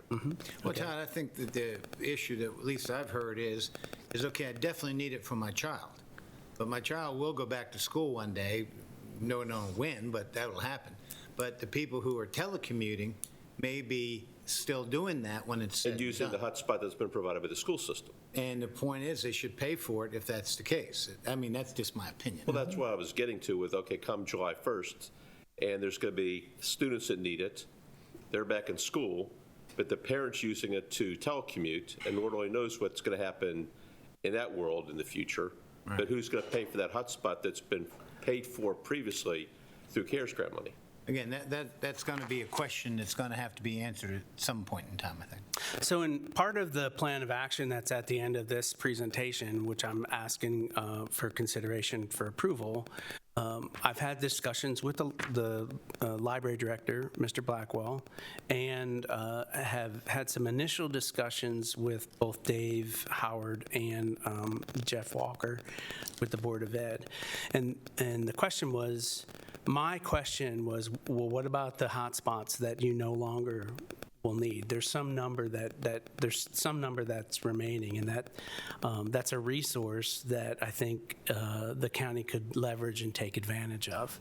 And I would suggest that there is still, whether it's telecommuters or whether it's non-public schools or whether it's teachers or whatever in the community that is not connected with wired broadband service, really what I would suggest is an opportunity that we have would be to extend the existing small program that's in place at the library right now. They do have some small number of hotspots, and they issue those out. And so that might be an opportunity. It might be to leverage that distribution system that's already in place that would allow folks to have some of that access.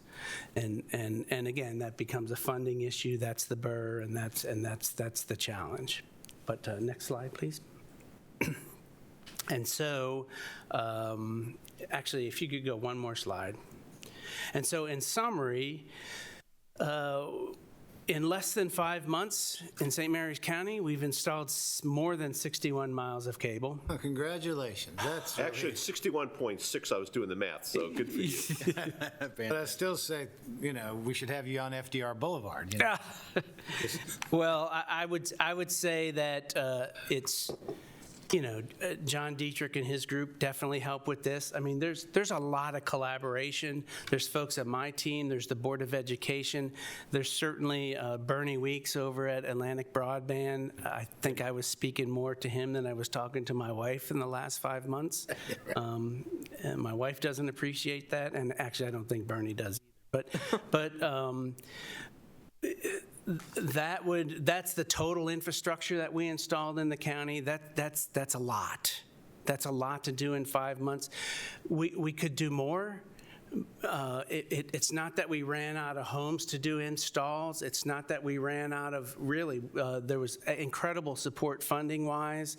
It's that we ran out of time. Mm-hmm.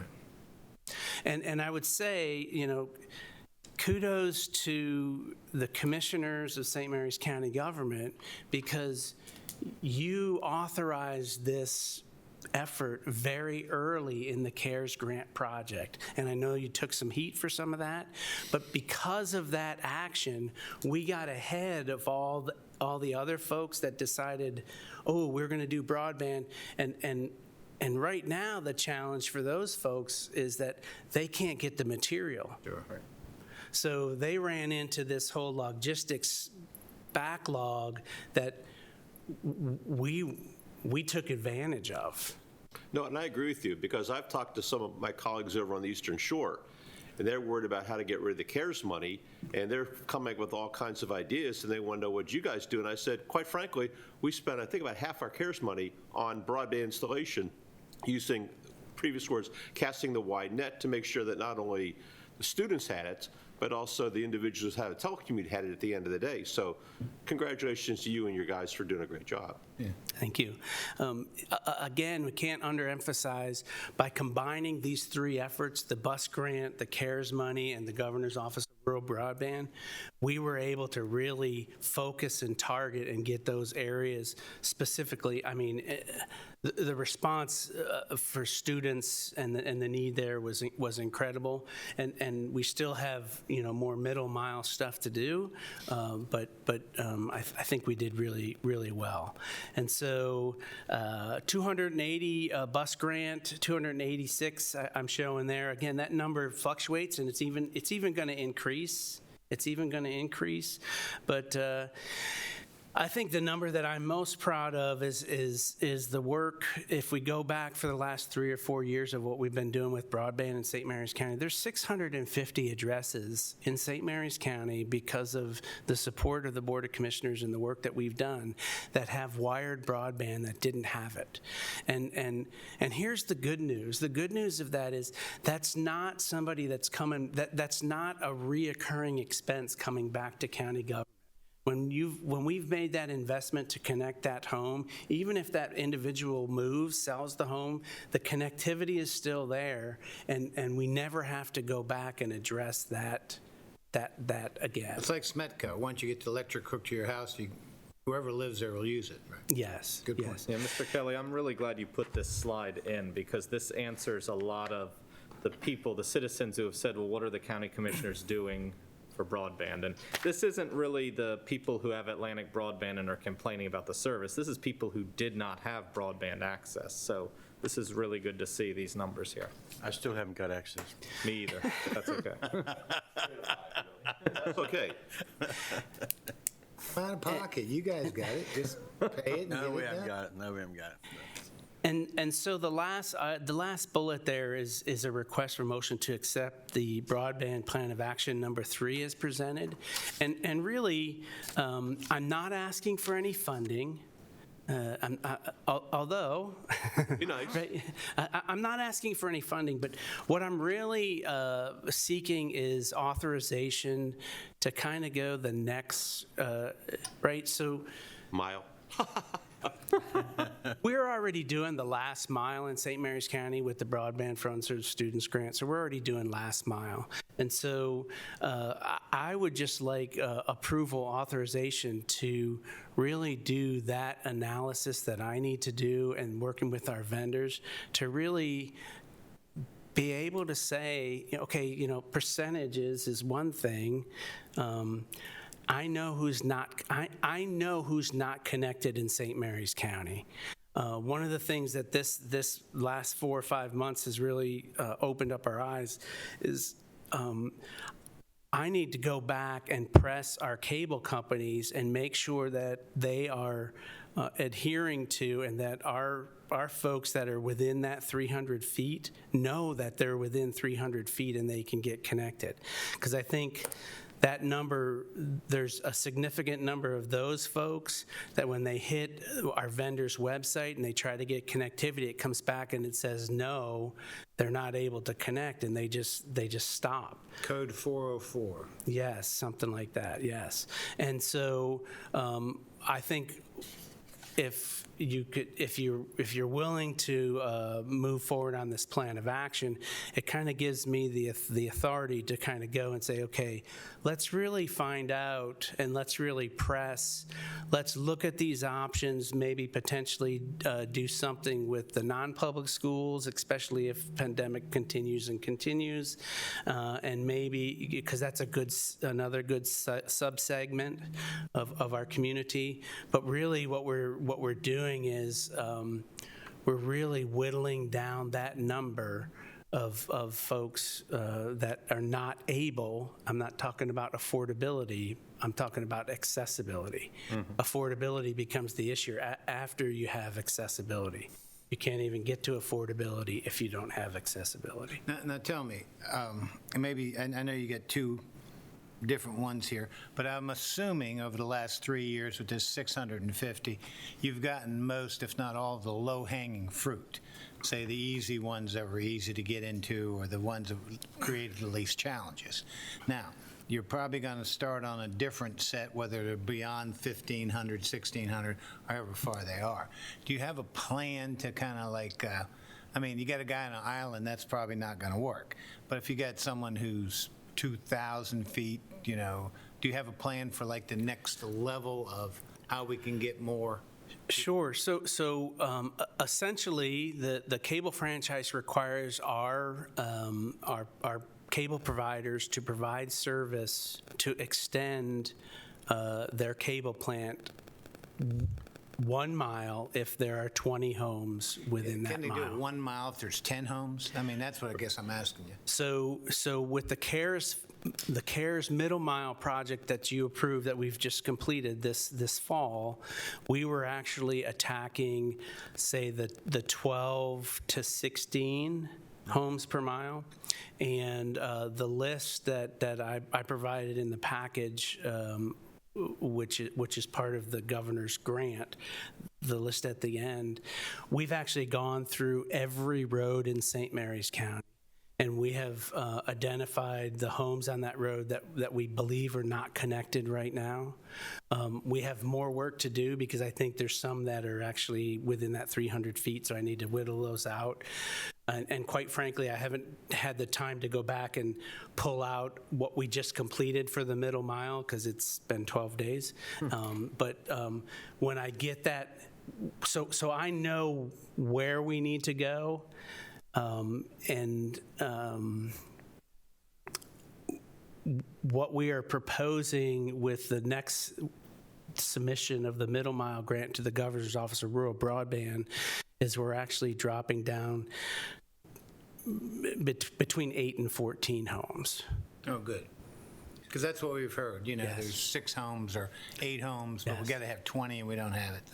That's a good thing. And like we've said earlier in the meeting, we don't know where we're going to be in June, July. We don't know what this new Congress and administration or the new state session, what funds are going to be pushed down locally for broadband expansion too. So there's a chance that we'll get more money pushed down to us to help expand this even more.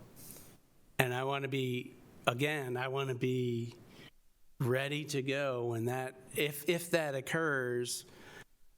Literally, when the commissioners approved the CARES funding back in May, I think it was 3 weeks after that, we actually had a PO cut to start the work. So position yourself to be ready to roll. Yes, sir.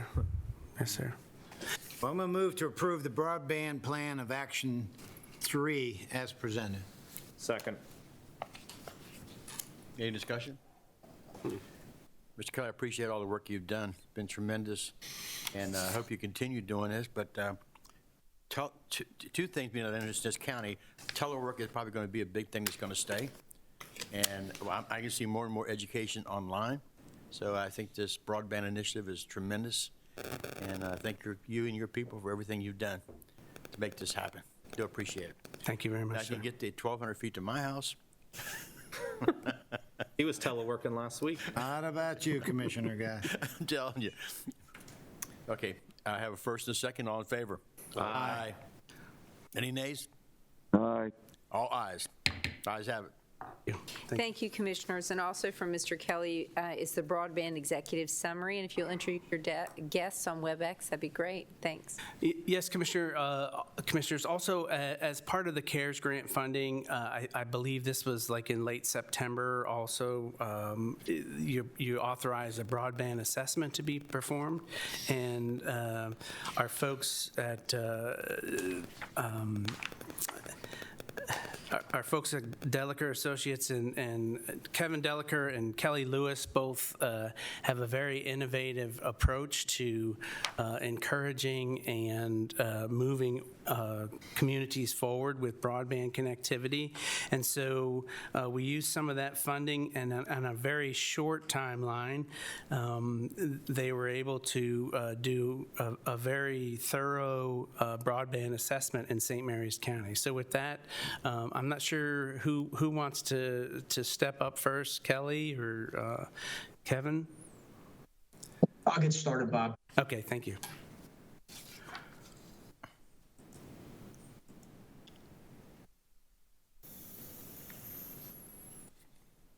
Good morning. Good morning. Morning. Thank you for that introduction, Bob. My name is Kevin Delaker, and I have with me Kelly Lewis, and we're just going to briefly go through the slides that we have this morning. You should have the executive summary, and there's a 30-page report that goes along with some additional information that we collected from both the suppliers of broadband service in St. Mary's County and the buyers. And we wanted to focus on the overall infrastructure, but leave the commissioners with a set of practical recommendations that you could use to build upon the good work that you already done. Next slide. Delaker Strategies has done 80 enterprise broadband projects over the past few years. We've helped to build broadband infrastructure out in multiple states. We focus on schools, nonprofits, businesses.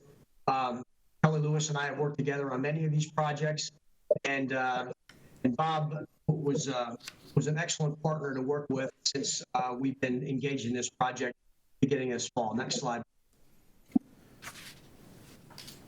So the difficulty with broadband projects, places like St. Mary's County, is that you're fighting against economics.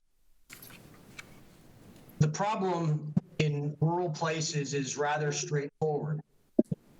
In urban areas and places where you have dense population, stringing a single mile of fiber might serve hundreds, if not thousands, of customers. But in a rural area like St. Mary's County, that same line of fiber might only serve a few. And we've been talking about that already this morning. When you have a situation like that, you have to get creative in terms of how you're going to try to improve your overall broadband infrastructure.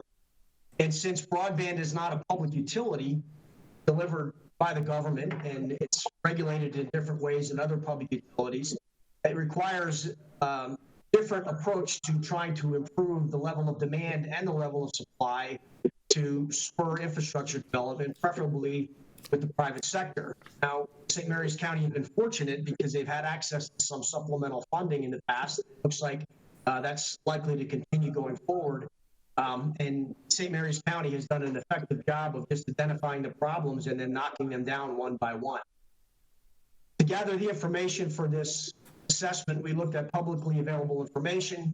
We conducted a survey of households in St. Mary's County and also employers. And then we conducted a request for proposals that we sent out to regional service providers to get their inputs on the overall level of pricing and service availability that may be found in St. Mary's County. I'm going to turn it over to Kelly for just a moment for him to talk a little bit about his social media engagement that he used to be able to collect some information before we move on to the next slide. Go ahead, Kelly. Great. Thanks, Kevin. And again, thanks for the opportunity. Well, we worked and moved very quickly to optimize the assessment and to get a cost survey, get a feel for what people were spending on the baseline in both businesses and residents. We did a quick outreach. We found 668 Facebook groups based in St. Mary's County that touched over 2.2 million people. Guests that are on the Facebook group. We reached out and touched 116 businesses that employ more than 23,000 people. We got 225 emails identified for those businesses. And then we also did on the Facebook and other outreach, got 2,546 residents to participate in the survey. The results were very compelling. It's one of the most complete assessments we've done over the last 20 years, and especially on the residential participation, very strong and very strong opinions on broadband across the county. So we're pleased with that result. The survey kind of came into line with the county, and Kevin will give some further updates. Okay, next slide, please. The first question that we wanted to answer is, what does the supply of broadband service in St. Mary's look like? So we evaluated the competitive environment. We looked at service availability to figure out where you can purchase broadband and where you may not be able to. And then we also wanted to take a look at the difference between perception and reality when it comes to broadband service. So here's what we found out. There were some questions early on about Verizon Fios, for example. Why can't I get Fios? Well, the answer is because it's a proprietary product offered by a private company, and they don't offer it in St. Mary's County. Verizon doesn't offer Fios in a lot of rural places, and it's really a business decision that deploying that type of service in urban areas and more densely populated areas is more bang for the buck compared to doing it in places like St. Mary's County.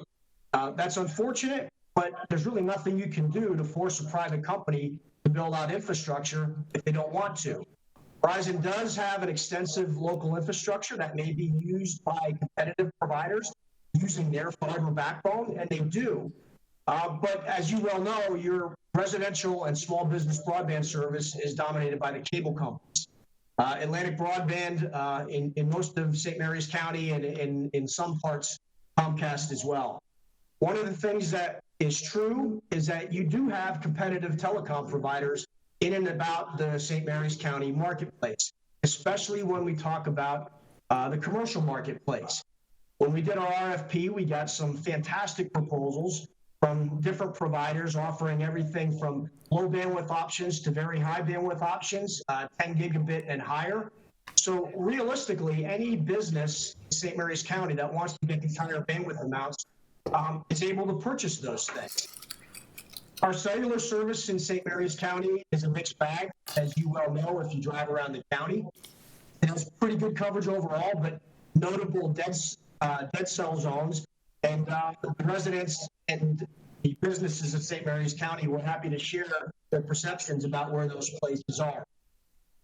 Other wireless providers are used pretty extensively in St. Mary's County compared to what we've seen elsewhere, and that might reflect the fact that there are places in St. Mary's County. Bob talked about 4 or 5%, perhaps 6% of people that don't have adequate coverage, and they're buying satellite coverage instead to be able to accommodate that. Generally, countywide service availability is pretty good for a rural county like St. Mary's. But the gaps are loudly noted. What that means is in the residential survey and the households, we had more vocal complaints than we did in the business surveys which might reflect the fact that you have more informed buyers. Employers know what they're paying, they know what their options are. And, it's true that everybody likes to complain about the cable company. There's a few problems with cable service that make people complain about their cable companies all over the country, not necessarily in Maryland, and certainly not unique to St. Mary's. One of the problems is that cable companies are viewed as a monopoly. People complain that they don't have other choices. A second problem is that the broadband services with cable companies are often bundled in with other services like television service and voice service, so it makes the overall cable bill look really, really high when the internet component might not be that much of the overall package. And finally, cable companies all across the country advertise a maximum speed for service, and that can be very different than what people actually get. Part of the reason for that is because cable modems are a shared service, so that the line runs down a neighborhood, and if there's somebody that's using a lot of broadband on that line, it's going to actually degrade the service to their location. The advantage of cable is that it's relatively cheap and it's relatively reliable, but it's certainly not as good as commercial grade fiber service. I think education can help bridge the divide between perception and reality, but it's really a common problem that is certainly not unique to St. Mary's. Next slide. In addition to trying to figure out ways to spur telecom demand, communities can increase the overall level of broadband infrastructure by increasing the level of demand. And that can be done in a number of ways. Generally, if people are buying more broadband, then suppliers are going to offer more broadband. And communities can do certain things to make themselves a better and more attractive target for companies that want to make their investments. The executive summary lists some of these conclusions about demand in the county.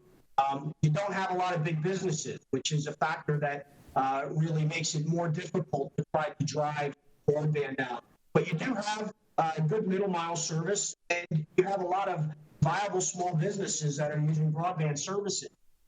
In our surveys and our analysis, we can see which sectors of the economy are consuming the most broadband and which might be underinvestment.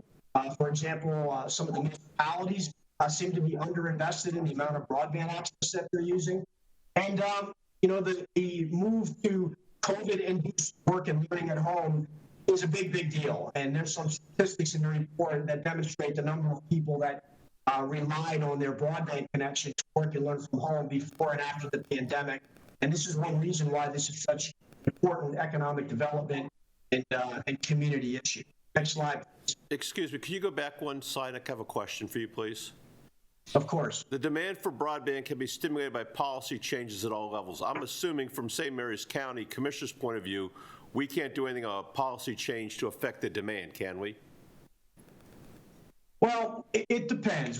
For example, one of the best ways to try to drive broadband infrastructure in a given area is to get all your big consumers of broadband access, organize them so that they go out to purchase their broadband as a group cooperatively instead of individually.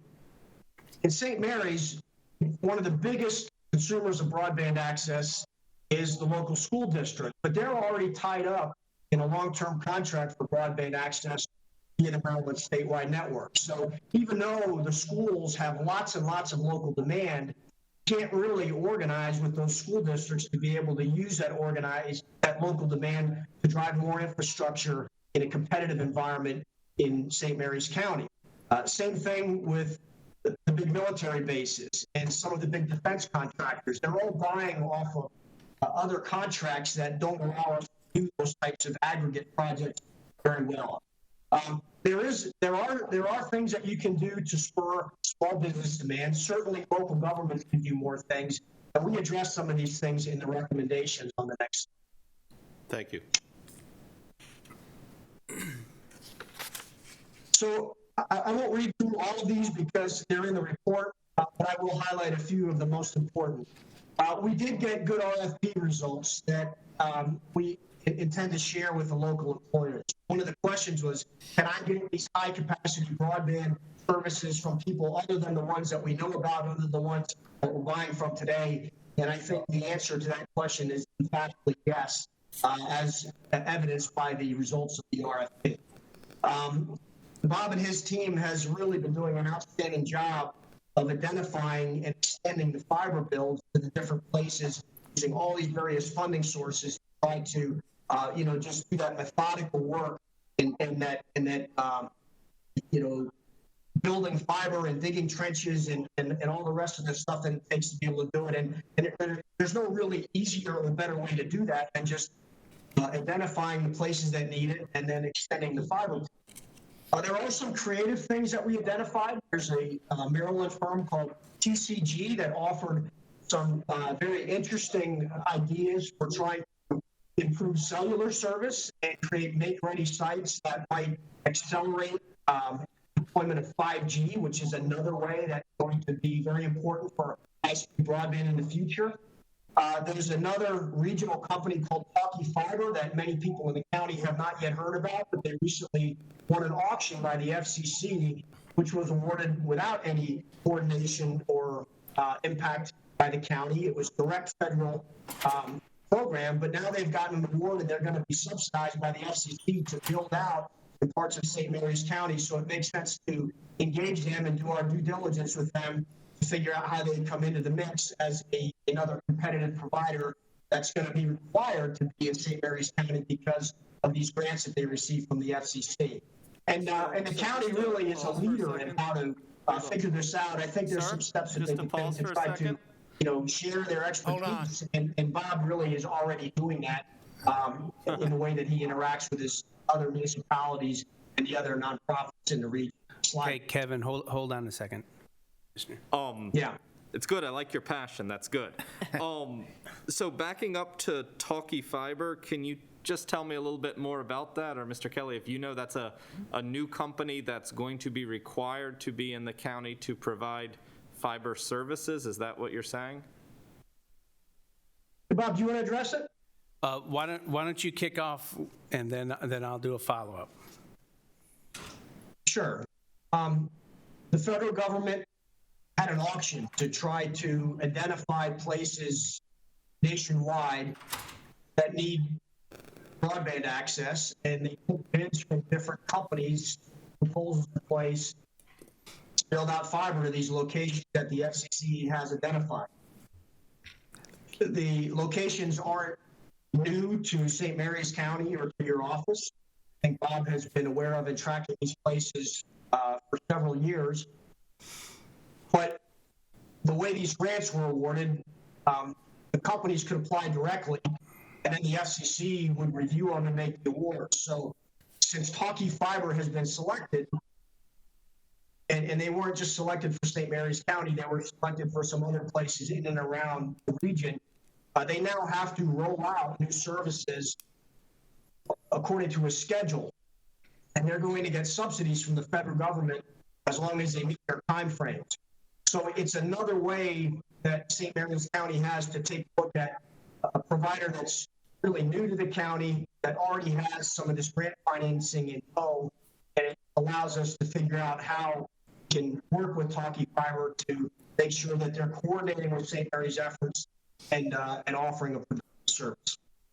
So these, Go ahead, Bob.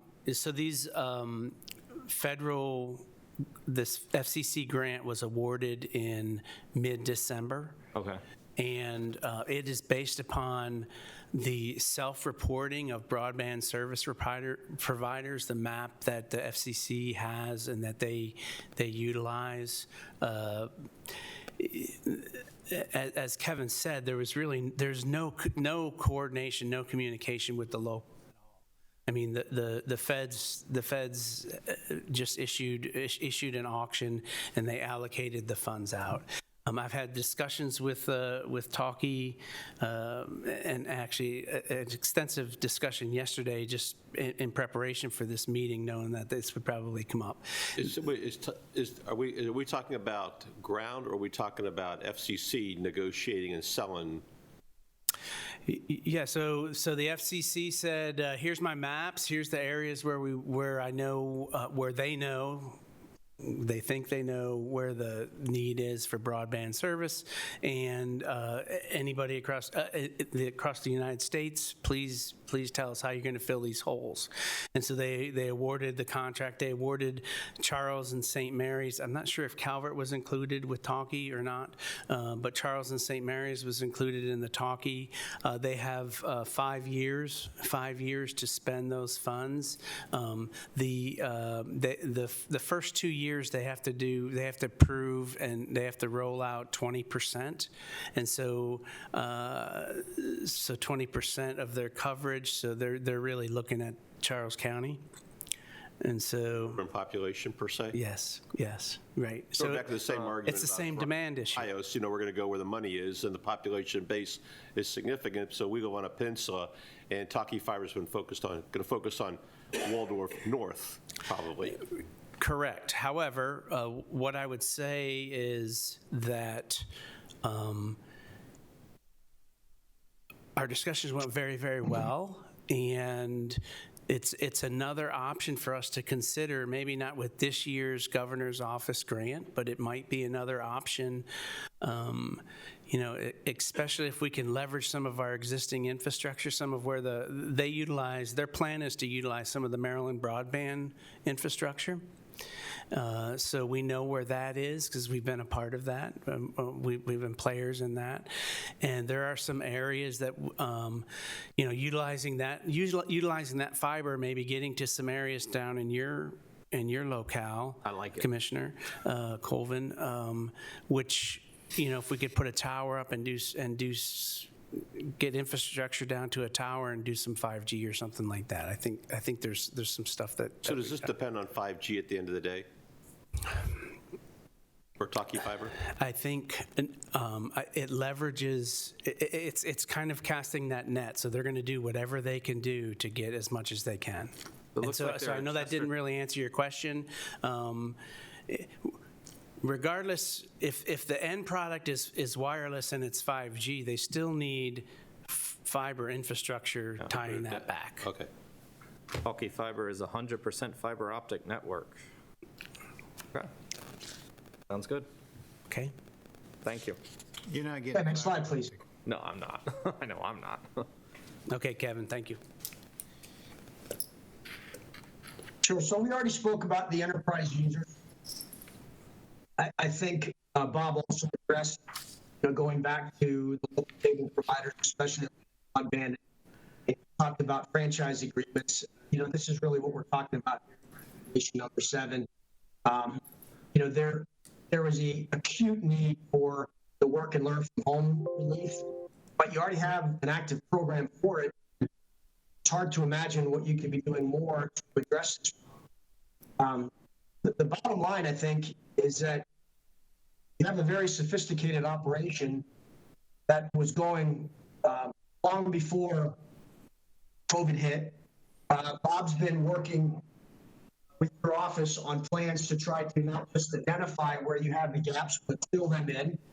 He's using what leverage he has to negotiate with the providers and to get them to do things and accelerate their infrastructure investments. This report validates that you do have other competitive options that maybe some of your local employers didn't know about, and we can certainly help to educate them about some of the other options that they have. But realistically, you have pretty good broadband for where you live, and you also have a very reasonable plan for improving your broadband access, a methodical, in a cost-effective, and a systematic way that is really about the best that you can be doing right now. And, the 30-page report addresses that, and it validates it, and it does provide some creative ideas for you to, perhaps improve or accelerate or expand the infrastructure. But the county's doing a really good job. With that, I will conclude and take your questions. How do we get better service out of Atlantic Broadband? Well, I know that's Atlantic Broadband is perceived as a monopoly because it's the only cable provider in most of St. Mary's County. But one of the dynamics I think that people forget is that if you have a smartphone in your pocket that works in your house, you do have an alternative broadband connection. And it might not be a landline connection connected via a cable or a piece of fiber, but in many cases that smartphone connection is almost as fast, if not just as fast, as the cable modem connection. That competitive dynamic has been impacting the marketplace for many years. 5G and the acceleration of faster and better broadband is going to continue to increase competitive pressures on the cable companies, including Atlantic Broadband. The development of new satellite broadband services that are now coming to fruition from companies like Elon Musk's SpaceX company, which are deploying satellites all over the place, which are now solving some of these broadband problems, are just going to continue to put competitive pressure on the cable companies to improve their services and to become more cost effective. They're not a regulated entity. You can't compel them to do certain things. And you're leveraging your franchise agreements, your relationships, and if you're fully public, get Atlantic Broadband to the table in probably the most cost-effective way you can. Kevin, in that regard, as you just pointed out, if you pick up your smartphone and press the button and want to go to some app and you can connect, obviously it goes through the airwaves. Who owns the airwaves that connection is made through? Because I thought those things were oftentimes, the FCC auctions them off to providers. The providers then, I guess, do they have a license for those airwaves? Do they own those airwaves? And then you go back. Well, those are the cellular networks that are using the towers that you see in and around St. Mary's County. And those are owned and operated by the major national carriers: Verizon Wireless, AT&T Wireless, T-Mobile. And when you exchange data via your smartphone, it's bouncing off that tower over licensed FCC bills, and then it goes into the carrier network. So there's extensive fiber networks that connect those towers together. And as 5G rolls out, the providers need to put transmitter receiver units into places that are more local compared to those big cell towers. In some cases, that's going to drive more fiber out of the community. But the bottom line is that as we move towards better service in 5G and eventually 5G service, you're going to have a viable competitor to the local cable companies because the service is going to be faster and better than what we have right now. And we may get to the point where people don't care so much about cable because they've got such fast cellular connections. Yeah, I still go back to my question. Who owns, or do they lease the airway? I mean, in the defense world, the concern becomes the more FCC gets into regulating the airwaves, the less bandwidth defense has to operate its networks because everybody's trying to steal or gain access to more bandwidth, for lack of a better word, and more I forget the word for it along the way, airwaves. So when the auction goes off and the FCC decides to sell off so many megahertz to a commercial entity, does that commercial entity then own that band in perpetuity? Am I making sense? It's assigned to them. The FCC assigns it to them. It assigns it to them. Yeah. Do they to keep it in perpetuity?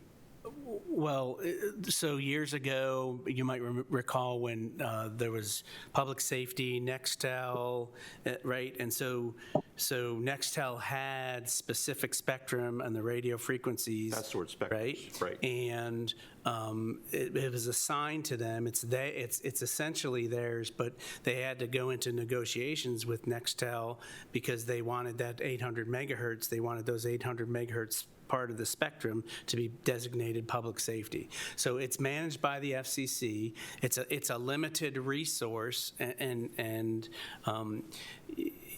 as with all technology, we're getting better with manipulating and taking advantage, and where there's constant advancements, right? So as Kevin mentioned with the Starlink that Elon Musk is putting up, right? All of us are looking at that. I mean, across the country, we're all looking at that. It seems to be very appealing.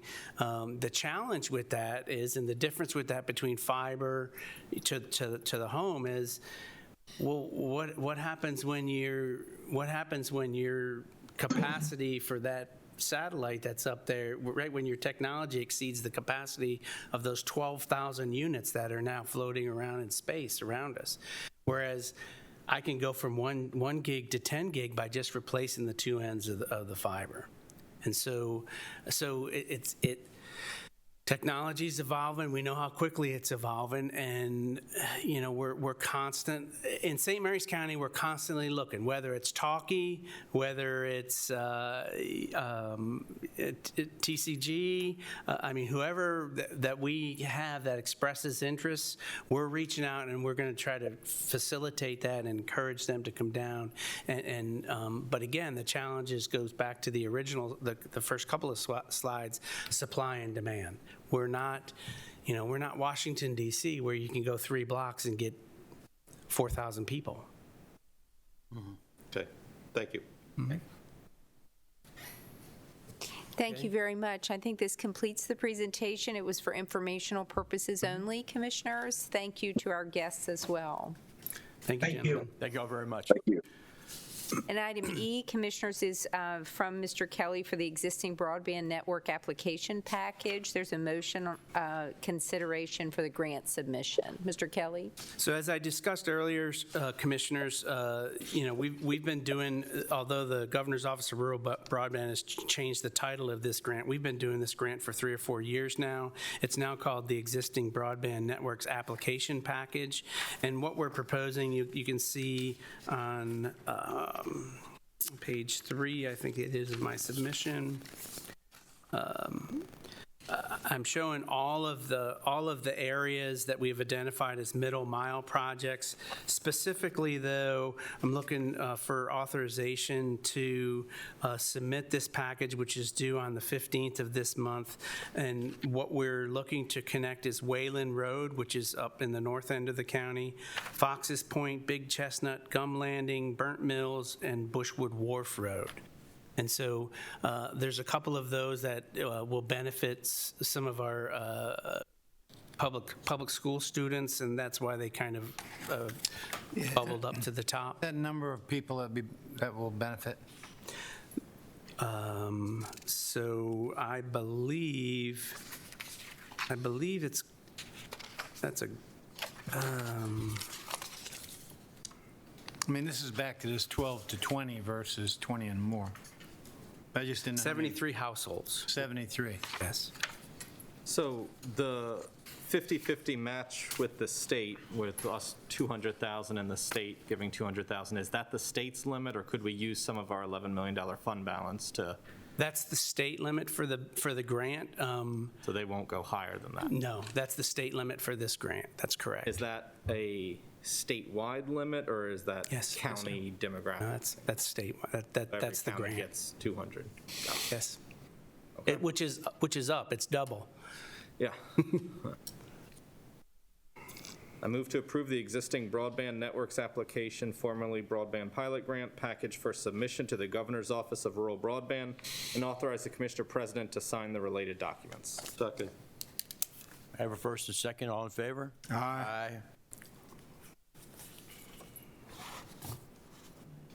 Commissioner O'Connor? Whatever. I think the ayes have got it. Yeah. Thank you, Commissioners. And item F is from the Department of Information Technology with the Newtown Players Lease Addendum request. Mr. Kelly? So as I previously discussed in the presentation, Commissioner, we extended our connectivity from the Lancaster Park to the Newtown Players building. I still consider it the old library. What I'm requesting is a modification, a motion to approve the amendment to the existing lease, which would allow us to establish that connectivity and establish some security enhancements that have been requested either from the Sheriff's Office or the Department of Public Works and Transportation. Have they had security issues there? There's a bus stop behind the building that we've received a request for quite some time to get some cameras down there. So whether we've had an incident or not, they feel that the level is there. That's correct. Okay. You know, it's always kind of confused me, that's the term I'll use, is why we have something that's in the ACUs, but we continue to put money into it when it's really kind of limited as what we can do with it. But I want to keep the Newtown Players have done a good job making use of it, though. Well, again, I mean, the ACUs keeps people from, going somewhere, but then we have this thing that's kind of somehow fits underneath their requirements. I would guess because most of their stuff's in the evenings. I don't know. Well, it's usually got something to do if people are required to collect there versus if they voluntarily want to collect there. So, But I believe there's been discussion about moving that bus stop at one time. what's that now? There's been discussion in the past about moving that bus stop somewhere else. Has that been a good bus stop for us? I mean, It works well down there, but, like you say, you got the ACUS issue, and as Commissioner Colvin points out, the Newtown Theater's sort of a blessing in disguise, because with the Navy conducting most of its flight ops during the day and Newtown being a night and weekend operation, there's been very little conflict in the past, just as if you thought about it as Lancaster Park falls sort of into the same purview. well, I guess where I bring it up, Commissioner Morgan, is because recently the Health Department wanted that location. But the But they Navy wanted to do objected to it that. during daytime operations, whereas the park and the bus stop, the park and Newtown Neck are primarily evening and weekend operations. Don't get the difference. I mean, if you're going to bring people, you're going to bring people, whether you bring them at night or bring them during the day. There's a lot less test flights in the Is that evening. the- is that the That's thought the process? trick is when the airplanes are flying, not when the people congregate. All right, whatever. I mean, I'll support it. I move to approve the Newtown Players lease addendum for enhanced facility security and authorize the Commissioner President to sign the related documents. Second. I have a first and a second. All in favor? Aye. Any opposed? Ayes have it. Thank you, Commissioners. Sorry for going over. Thank you, Commissioners. Item G is from Department of Aging and Human Services with the FY 2021 Senior Care Notification of Grant Award, and Lori Jennings Harris, Director, presenting this morning. Good morning. Good morning. And thank you, Dr. Bridget. Good morning, Commissioners. Good morning. So this is a grant that has come before the Commissioners many times before, and this is the Senior Care Notification of Grant Award, FY '21. Comes from the Maryland Department of Aging in the amount of $126,100. We use these funds for case management and to provide services to older adults age 65 and older. Helps them to stay in their home and avoid nursing home placement. We work in conjunction with the Health Department as well as DSS. So you've been doing this for a long time, that the county's had this grant, and I think this year it's even more important with the COVID difficulties and being able to help people stay out of congregate living situations where they're more vulnerable. So this is really good. Absolutely, yes. I agree. Good job, and congratulations to you and your staff. And Yeah. Thank you so much. I move to approve the Senior Care Grant Award Project MD 2103 from Maryland Department of Aging on behalf of the Department of Aging and Human Services in the amount of $126,106, and the related budget amendment that will increase both grant funding and Commissioner Emergency Reserve, and authorize the Commissioner President to execute the related documents. Second. I have a first and a second. All in favor? Aye. Any opposed? Ayes have it. Thank you, Commissioners. And item H is from the Department of Public Works and Transportation with the FY 2021 St. Mary's Transit System STS grant agreements. John Diedrich, Director, presenting this morning. Good morning. Thank you, Dr. Bridget. Good morning, Commissioners. Morning. You may remember and might still have this binder somewhere in your office. This is where we applied for the grant back in March. So we're getting the bus stops, right? We got our permits into MTA, or for SHA for those bus stops. Sorry, I've also found out that Charles County has an existing contract they just awarded that we can piggyback on to get shelters cheaper than what we originally Good work. planned. Good work. So that's kind of the second phase of the bus stop, but things are finally, the planets are finally beginning to line up on Holy that. smolies, thank goodness. Well, and I really appreciate Allison and her staff's, Will Hall's, their work on that to kind of break that free. Then in September, we got notice that, yes, we were going to get funding, but we were going to get less. And we brought, we came into you, did a report on that. Then finally, we've just got the actual grant, and that is an electronic grant where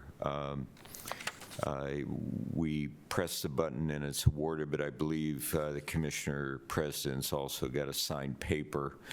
It's just like we had to do this in paper as well as electronic, so it's kind of a two-part process.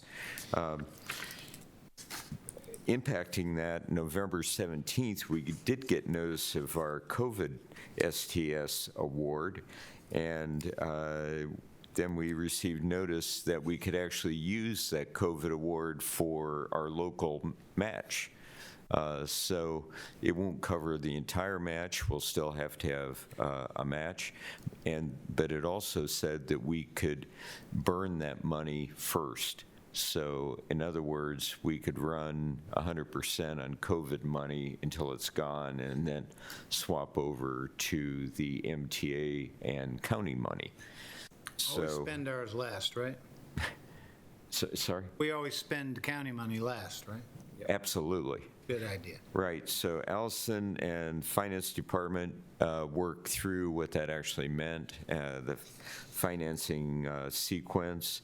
I believe Allison is on the video and audio right now. There she is. Yeah. Allison, could you just briefly go through what that meant to these and why we have these budget amendments in the packet for today, and when you will get reimbursement from the COVID money?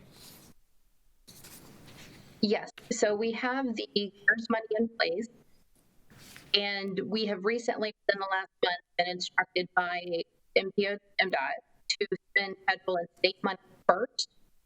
So our plan with quarter one and quarter two, which just ended in December, now that we have the CARES money, well, this packet, sorry. Now that we have this grant, we can go ahead and transition all of our quarter one and quarter two to spend the CARES money first, which is a lot of paperwork and a lot of transition. And then we can move forward with spending the remaining CARES in place of all federal, state, and then local for the fiscal year 21. Very good. Any questions on any of that? Okay, back to those old bus stops. When do you think we'll start seeing them? Allison, do you have an answer? Mr. Hewitt, the application was submitted on December 31st.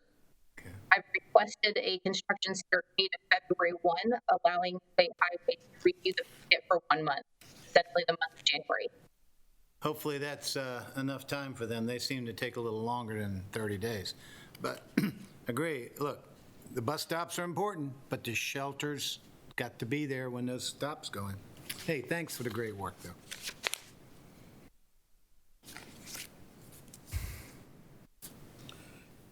Need a motion.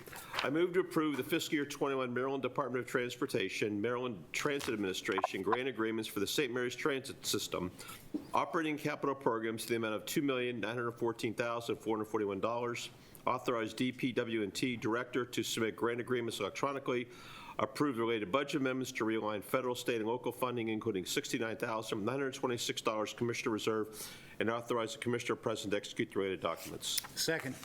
First and a second, all those in favor? Aye. Any opposed? Good job. Motion carried. So for the record, we'll reflect 3-0 on that? Yes, sir. Okay. Thank you very much. And item I is also from the Department of Public Works and Transportation with a budget amendment for the North County Farmers Market. Mr. D. Thank you. North Farmers Market, of course, has been in the budget for some time. We got a MOU with RC&D to to kind of truth that original estimate and prepare to actually build the market under that same MOU. So the original budget turned out to be $167,000 short. Once they went through that, in order to keep it to that figure of 167,000, we also pushed the connection to the 3-notch trail out to 2022, so that'll show up in next year's dollars. We wanted to try to keep that with as close as we could within the dollars that were available within the agricultural program, but we still needed $109,485 from the Finn Reserve. Okay. But I ask you to approve that, and we will be able to go to construction virtually immediately. Right. Dr. Bridget, how much is in the Finn? I heard your question. Do you have that off the top of your head? I was looking it up in board docs. How much is in the Finn? Ms. Cudmore? Mm-hmm. It'll be about 2.7 million. Holy, way too much. There it is.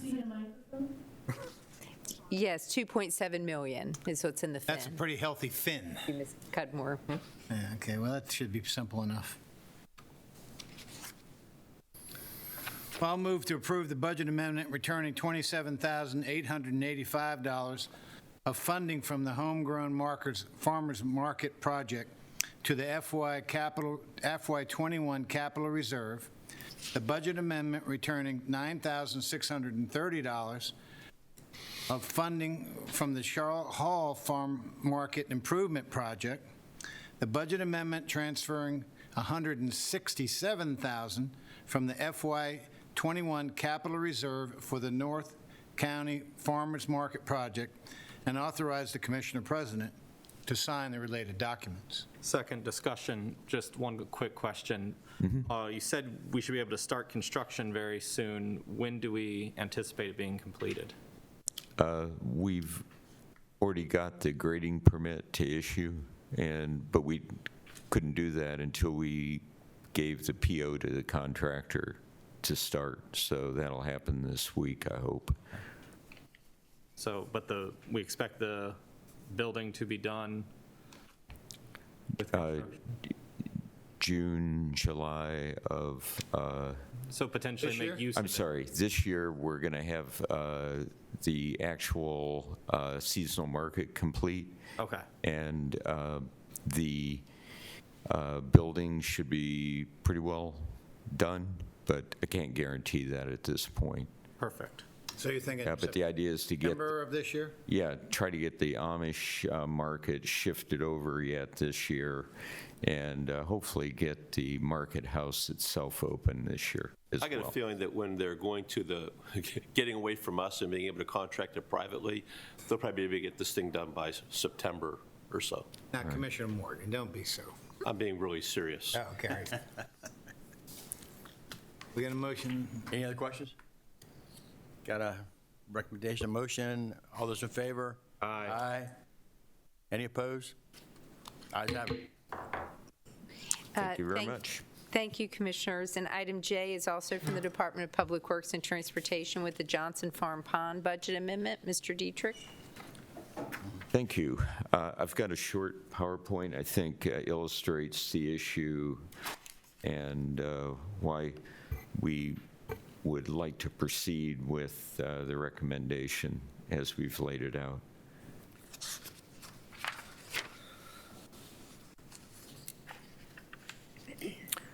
All right, this first slide gives you an idea what the pond looks like. Beautiful site, but the dam, not such a beautiful site. And Give me an we, idea, John, how big is this pond? I'm Number of sorry? Acres? The pond size? Pond is 10 acres, I believe. 10 acres? I've got that in the memo. The the dam, not such a beautiful site. Next slide, please. So we've received a notice of violation from MDE Dam Safety that it either has to be repaired or removed.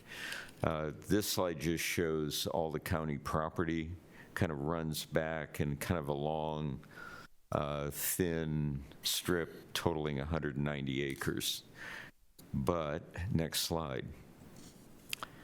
The wetland and the pond actually split the property in half, and we have, without the road that goes over the dam, we don't have access to roughly half of the property. So that makes, that really drove us to recommend that we ask for your approval to go ahead with replacement of the dam. Arthur Shepard has looked at the property and found it interesting, but no commitments, of course. The other thing that did happen was that the estimates for the reconstruction of the dam actually came back a little bit cheaper than we had anticipated originally. We had originally thought it'd be $500,000. It's come back at $385,000. The 500 was actually out in the future years, so we need to get the balance to be able to go forward with the construction, the reconstruction of that dam of 383, which is the estimate that we got from RC&D. Again, the same people that we're working with on the North Farm Market. Okay, here's my question, Doug. Will this $383,000 make that dam road sufficient that if we want to access the back section, we can just drive across it, or will that be a different? No, that's the whole idea, is to get the dam back, and it's essentially was a farm road. Yeah, I know. And if we're not, at this point, unless you want to go to a higher level of roadway, you're not going to drive a semi back there. I'm not after a higher level. I'm just after making sure whatever we do is sufficient. But this property came to us in my first term. And the point is we've looked at it for initially we looked at it for a high school or maybe a middle school or some kind of a school expansion, and that's no longer necessary. Then we looked at it for a sports complex and maybe something along, but we've always known that this dam, that this road or whatever it was, bisected the property and made the back half harder to access. So my point to you is by doing this for 383, we open access to the back half. That's correct. All right. So has MDE changed their policy on private dams now? Is that what's happened? Private? No, they're hitting a lot of private dams also, not just, I know this is public because we own it now, but is there an MDE process that's driving all this? Because years ago, nothing was mentioned about it. And I bring it up to several people that called me about it because they've been told by MDE they have to do certain things to their dams, or they're going to be fined and whatever. Right. So I'm just off course of Brenton Bay. So this MDE, this is a plan that they have established to evaluate private dams. They're going through the ones that are actually on the inventory, and this was on the inventory. Dams that aren't on the inventory, like the one that blew out on Secretariat Drive during the tropical storm, they'd never looked at that. Well, that was like a beaver dam, right? Well, there actually is a dam, a causeway with a vehicular road man-made out over there. it. And the beavers impounded additional water behind it, and which is why when the beaver addition broke, it just blew through the whole causeway. I guess where I go with this thing, Mr. Dietrich, is, and I'm good with what you're proposing, but it seems like breaching a dam, unless that water is being used for irrigation or has some type of a usage, well, maybe it's recreational. I don't know if it is or not. I don't know if anybody's using it now for anything other than it's a dam out in the woods. But my point gets to be is if you breach it and that waterway goes away, it seems like it gives you a lot more flexibility to use the residual property than it is to have the dam there and have to deal with the waterway damming up the waterway. The problem is then you're crossing a wetland. Okay. So take your pick. Are you going Is to? it a bridge or is it, yeah. Correct. Good point. Thank you. Is MD supplying any kind of funds to help people to redo their dams? At this point, we couldn't get a grant for our work, and the main thing that MDE is doing is actually they call Bruce Young and tell Bruce to try to help these people who are having trouble. So there are some, Bruce has some help out been, there. and I'm sorry? Are some help out there for certain private dams? Yeah, so to your point, Bruce is very busy because a lot of people are getting notices and Right. I need have a to, neighbor got a notice on his dam. Yeah. right. Well, I know of two instances where people have had these issues, and what I'll say about them, what MDE will do for you for free is design it.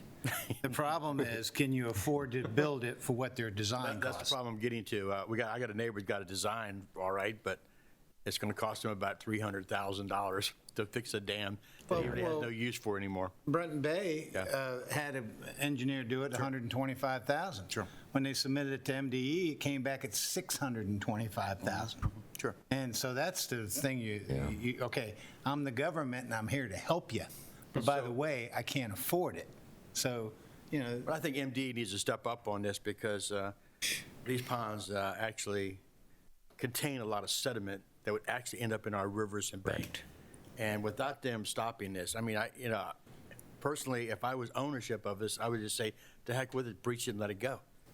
But all the sediment's going to flow into St. Mary's River watershed. But MDE's approved a plan to breach it if we choose that, right? They would. Okay. Yeah. So I lean towards breaching it because it seems to remove the risk from the county down the road, and it removes maintenance costs of watching over this dam. But I think what it does, it doesn't call it a high hazard. I'm very familiar with these kind of things. Point is that if there's no hazard below you, there's really no, there's no danger. They really don't have an additional. And I'm under the impression this is a low hazard dam. And there's no That's correct. houses to be wiped out. Whereas Brenton Bay over there at the golf course, there's a house that's kind of in the way. So they've got a higher level of, if that dam breaches, they've got a lot more to worry about. So I would rather have a dam that I can drive across versus a waterway I got to build a bridge across. Or wetlands that's got to be mitigated. I think it'd be, from what I'm hearing, it sounds like this is a better idea. Yeah. Go ahead, Dr. Mr. Dietrich, please. The difference in price is about roughly $100,000 difference. If you, the advantage of leaving the pond primarily is if we ever do develop the site, somebody does. Could be for irrigation? Having the water for irrigation would be a major benefit, particularly sports fields if it goes that route. I'd like to expand this conversation a little. And that is, I think Ms. Commissioner Hewitt said, I'm from the government and I'm here to help.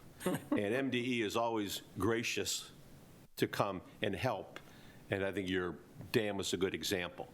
And it deals with overreach. And I see where Commissioner Colvin's coming from. Breach the dam. MDE says so. Water will flow down into the St. Mary's River, because this is the only self-contained river in Maryland. It starts up around Wildwood, flows down Johnson Pond, and we breach the dam. And the water flows down and goes to St. Mary's Lake. And then St. Mary's Lake is going to overflow and then go into the St. Mary's River. So from now on, when we have floods and things like that, what we can do is we just let the water all flow down the St. Mary's River, because DNR or MDE gave us permission to breach the Johnson Pond, and it's going to overflow down through Great Mills, and it's going to go into the St. Mary's River, and instead, as Commissioner Guy says, the lake being able to use for sediment control, well, it's going to be like, it's gone. So I go to this thing called, a lot of folks haven't heard about this yet, called anti-degradation. And anti-degradation is a new policy coming out of Annapolis that is going to tremendously affect projects that we have in the county. And what we have in Annapolis, there are some individuals who are taking, this is no attack on you, please, who are taking proposed policy and implementing it as if it were law.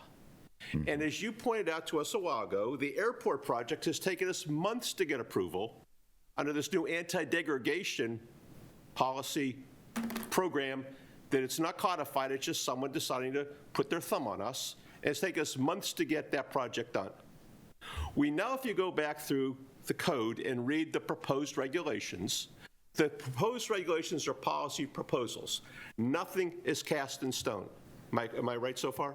Correct. Now what's going to happen is our projects that have been approved and not yet been approved are going to be subject to a new myriad of MDE oversight. So if anybody out there wants to listen to understand anti-degradation, it's going to affect the whole swatch of the central part of the county, starting up in Mechanicsville, working its way down through Leonardtown, all the way down to the development district, and having tremendously new impositions put on us to build projects. We live on a peninsula, so what they want you to, okay, well, how are you going to mitigate environmentally this project you want to do? Well, you only have so much space as the peninsula gets smaller to build these things out. And with the anti-degradation rule that they're proposing now, they're taking our development districts, our town center districts, and everything else and saying, you guys are now in the game. But if you can't mitigate the problem, because we have somebody in Annapolis decided we're going to use policy now as law, we're going to sit there and say that you will be able to, the applicant, which can be the county, or a developer, may have to provide social and economic justification demonstrating the economic hardship and a public benefit overrides the value of the ecological services or water quality benefit that Tier 2 water segments provide. What that means is you get to pay a fine. You get to pay money to mitigate. And it isn't cheap. So if you think about the projects that we have proposed along the way, animal shelter, FDR Boulevard, sidewalks on Buck Hewitt Road, YMCA Center, sports complex, think of the enormous costs that somebody in Annapolis is deciding to do to help us out. And if you read the program carefully, it's the rural counties, St. Mary's and Charles on this side, who are going to get most affected, and the Eastern Shore counties. The big guys in the middle, they're going to get a free pass. So what I'm asking is that we write a very strong letter to Secretary Grumbles, MDE, asking him for clarification. I've already spoken to Delegate Morgan. I've already spoken to Senator Bailey to have them bring it up because session is starting. But the amount of just ignoring rules and saying, oh, by the way, instead of having the discharge permits for MDE at the end of a project, we're going to start them at the construction stage. So we have projects that are already in the construction stage, and someone is coming back and saying, oh, time out, we decided to change the rules after you get your project started. And it infuriates me to sit there and see that these projects are all being slowed down and stopped and hampered because of a policy and regulations that have been put out there for comment. Someone is now interpreting that as law. And we're not getting a good shake in this deal. And if you think about any development in this county come down the future, public or private, and developers better be paying attention to this too. Because McIntosh Run, everything's decided where the water's going to flow. So I say breach the dam, MDE. and let the water flow down and then pollute the St. Mary's River and have every waterman and everybody who wants beautiful water landscaped here tied up in the deal, because you have one set of rules over here about dams, and you have one set of rules over here about development, and it all converges in the same watersheds at the end of the day. And if I'm really crazy on this one, tell me I'm crazy. But I mean, I'm used to being called that before. No, I'm going to draft a letter. Yeah, and Here's what I would say to Commissioner Morgan, and I get this from my critical area background. There's 2 rivers in Maryland that have met the gold standard, or we're trying to get these rivers up to a point where they are pristine as possible, or they meet this high standard. One of them is the St. Mary's River. The other one's the Chop Tank on the eastern shore. And there's so many, and you may remember Governor Hogan actually did St. Mary's River, included that in his program. He did Brenton Bay, and Brenton Bay is a great place, but it's so far down that he did take it out. My point to you is this degradation is predicated on this number that you're using, this metric of 4.0. 4.0. Okay, and this river, these streams are at that 4.0 level. They're not at 4.7 or 4.5 or something like that. They don't have any degradation flexibility in them. So I guess what I would say to you is I support the idea of levees or ponds, or like Commissioner President Guy was saying, that collect sediment or collect runoff coming off of, say, municipal parking lots or city roads or county roads or state roads, anything that has impervious surface. We need to collect that water because it probably has the most detrimental effect on it in that water. But water that's in the woods, I don't think would have that same type of detrimental effect. So what I say is I agree with you. I agree with you that it's kind of like we used to have silt fences, and now we need super silt fences. And what that usually means is additional monies put towards protection of the waterways or whatever we're trying to protect. So with that said, I think your point is well taken that we write a letter that says, please clarify this for us. I mean, are we talking about, instead of a 8-foot wall, make it a 10-foot wall? I don't know. Is it a metric as easy as that? Or is it a metric that says currently you're at 4.0 and you cannot go below that? And we don't know how you're going to get there, but you cannot go below that, which makes it really open-ended. So I agree with you in the sense that we need more clarification. I think we need to protect St. Mary's River as much as we can, and we should do everything we can because it took so long to get it to where it is now. So, you know, as I said, I'm expanding the conversation for a reason. The pond is an example of MDE giving you agree. Keep the pond, don't blow it up, you know, keep the St. Mary's River clean. But if you look at St. Mary's County, we go down 235 and 3 Nuts Trail, and we know things to the east flow to the Patuxent. We know things to the west flow to the St. Mary's River or the Potomac or Brenton Bay. But we have a bigger significant policy issue here, I think. Not the fact that we keep the pond in place or don't keep the pond in place, whether it be a public or private, but it's the ability of our county to have economic development based upon a new set of criteria that's not legislative. That isn't even in place yet. No, that's my fight. It has nothing to do with I mean. And I agree with you. I just think the first step is to ask for clarification. The second one, though, is whether it's Bailey, whether a delegation or not, MACO. You know, it's got to be something we can get some statewide. We've started to discuss this at MACO yesterday under land use, but we didn't have enough time to get to it because we had to go over, I think, 60 bills yesterday afternoon, 2 hours, because everything's getting introduced. And I mean, literally testimonies. Let me guess, COVID's fouled you up.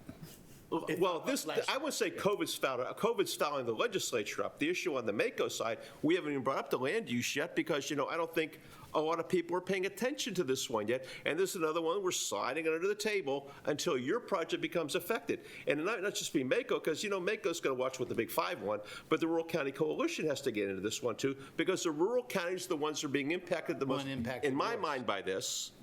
And we just happen to have, when you look at the map, I mean, it goes right down 235, for lack of a better word, in every watershed. So Leonardtown, if you're thinking you're going to develop anything in Leonardtown again, you know, go read the new regs. Yeah. Well, in my 2 cents worth here now, I believe that the Johnson Pond should be rebuilt, and may need to save the watershed that we have down at St. Mary's River. Because I can tell you right now, I live on a pond called Ledford Pond. I've been there 20 years now, and I can tell you right now, that pond is probably collected, at the head of it, I would say millions and millions of tons of sediment. I'm not exaggerating. It's unbelievable how much is filled in at the front end of that pond. The dam is in trouble because the piping going through there, which is about a 6-foot diameter pipe that goes down there, is deteriorating. The owner of the dam has no use for it. There used to be a big irrigation thing for the farms around there. When tobacco was a big thing, they don't even use for irrigation anymore. It's just no tobacco. So it's just tobacco's gone around there. So the problem is what do we do now with all that sediment? Because if they breach that dam, he's in the same process here. Right. All that sediment is going to go right into the head of St. Clements Bay. That's where it flows to right now, right to the head of St. Clements Bay. So there's millions of tons that have been collected already. The rest of it now is going to be flowing down through there to get into it. So I don't know.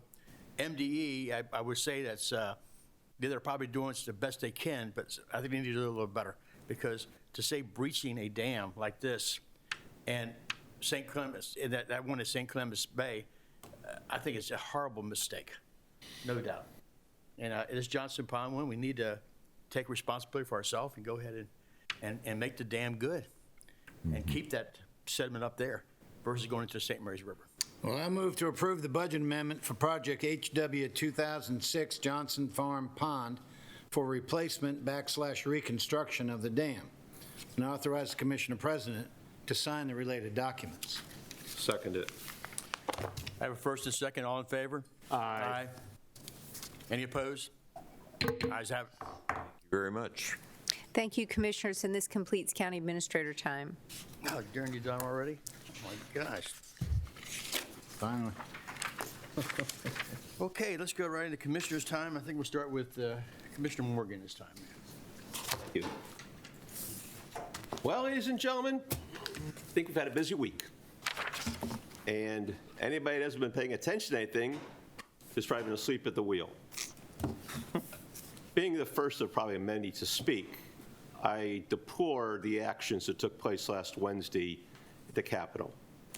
We have no room in a democracy for anarchy on either side of the House.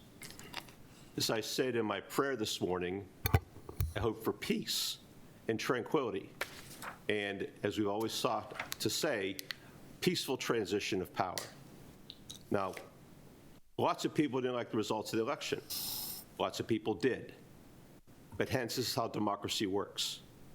And looking like what we did, in not only the eyes of our nation, but the eyes of the world, bad situation.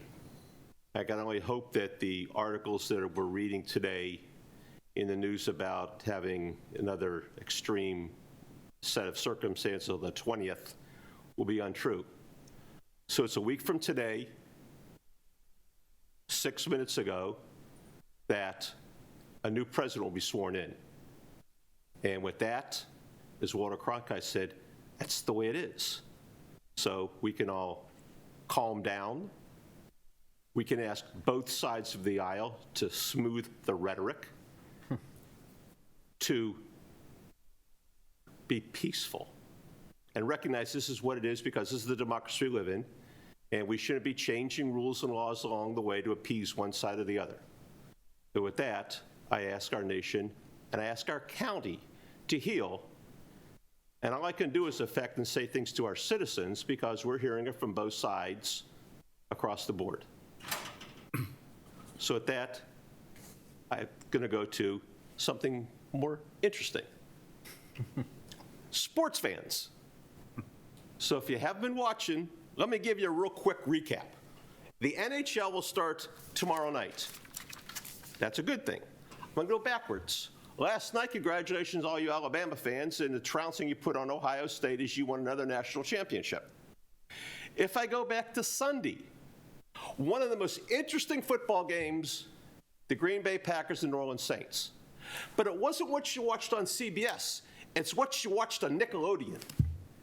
And if you didn't watch the Nickelodeon version of the football game, you don't know what you missed. It was incredible. It was great. It was so fun to watch. They had NFL Pro Bowl players. They had announcers. They explained it. They did something cool. Every time a touchdown was scored, the end zone got slimed in green. Typical Nickelodeon. You had young Sheldon explaining the rules. What is offsides? What is interference? And young Sheldon would pop up and he'd give you some explanation. They had an award called the MVP, Nickelodeon Most Valuable Player. Now, generally in sports world, that goes to the winning team. But this was voted on by the fans. And it was primarily probably a bunch of young kids watching while Burleson was explaining, okay, why do people get into fights in football games? He explained it was what happens when you fight with your brothers and your sisters. Why do they do this? It was good to bring young children into the game to have them understand better. But the MVP award went to the quarterback on the losing team. So then we go to Saturday. Sports fans, I'm all about the Bills Mafia. And we won our first playoff game in 25 years. 25 years, you have no idea how we feel. So it's this Saturday against the Ravens. So I'm saying right now, I'm all about the Bills. I'm all about my Mafia. And I'm saying to you guys, go Bills. Have a great week. Thank you. Eric, so you next. Okay. So, first off, I want to thank the Farm Bureau. Last Friday, they had their annual legislative dinner. It was a virtual one where nobody was eating. We were just there talking, and it was me with the state delegates, and they did a good job. We were able to answer a few questions, and so thank you to the Farm Bureau for giving me an opportunity to be able to speak with them. The COVID vaccine, we're moving quickly through phase 1A. We're ready to go to phase 1B. We need the governor to give us authorization to make a local decision when we're ready to move on to the next phase. The worst case scenario in my mind is that we have vaccines sitting on the shelf not being used when there's people who want to get it. If you don't want to get it, that's fine. But if you want to get it and we have the vaccine, you should be able to. So we sent a letter last week as the commissioners. I know some of our state delegates have reached out, and we're trying to get that authorization to be able to move forward. Related to that, today is National Pharmacist Day. Thank you to all our pharmacies, all the frontline people in the pharmacies. Randy, I think your son? Yes. They're on the front lines, they're working good, so we thank you to them, and they're involved with the vaccine rollout too. CVS and Walgreens are rolling out the vaccine in our assisted living facilities, and so thank you to them. Now, no commissioner meeting next week. However, we'll be back meeting in 2 weeks, and on January 26th, and we have a public hearing that evening for a proposed ordinance zoning change that deals with farm weddings. I've spoken to a lot of owners of farms about this already. I do not support the ordinance as it is right now. I don't think it's solving the problems we intended it to solve, and I think we're going to hear a lot of feedback on it. I'm going to go into this hearing with an open mind and hear what the citizens have to say, but I want that on the record right now that I don't think this is a good ordinance. I don't think it's going to work for us. I think it's going to make things a lot more difficult for our local family farms, and that's not a good thing. Finally, there's a public forum tonight at 6:30 p.m. You can't attend in person because of COVID regulations, but you can call in. Please call in. Call in and talk to us about whatever topic you'd like. 6:30, 301-475-4200, extension 1234. Thank you. Commissioner O'Connor, are you on? I am, but the You're next. echo is extremely bad this time and having connection issues. So, but I'll just keep it brief. I support, believe it or not, I mean, I think it's amazing what Commissioner Morgan said earlier, the first statements. I thought it was very profound and eloquently put in reference to the current state of affairs in our nation. And Commissioner Colvin's point in reference to the wedding venue ordinance, I don't think this is a solution that we're looking for the way it's written. I absolutely do not support the way that ordinance the way it's written right now. It's a business killer. I think we need to go ahead and look at a different route to go, and solving noise issues through an expansive ordinance the way this is written is just not the answer. So hopefully we can find a better solution than what we're dealing with right now. Other than that, Mr. President, thank you. Thank you, Commissioner Connor. Commissioner Hewitt. Okay. Excuse me. I'll input on this fiasco that happened in the Capitol last week.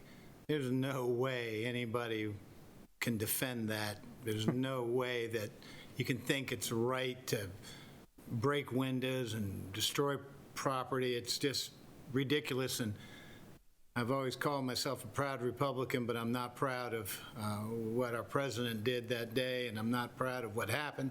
I'm actually very offended by it, and honestly, I believe we can do better, and hopefully we will. That was a dark day. Let's get past it. Congratulations to President-elect Biden on their election. Let's let him govern. Let's let him move forward.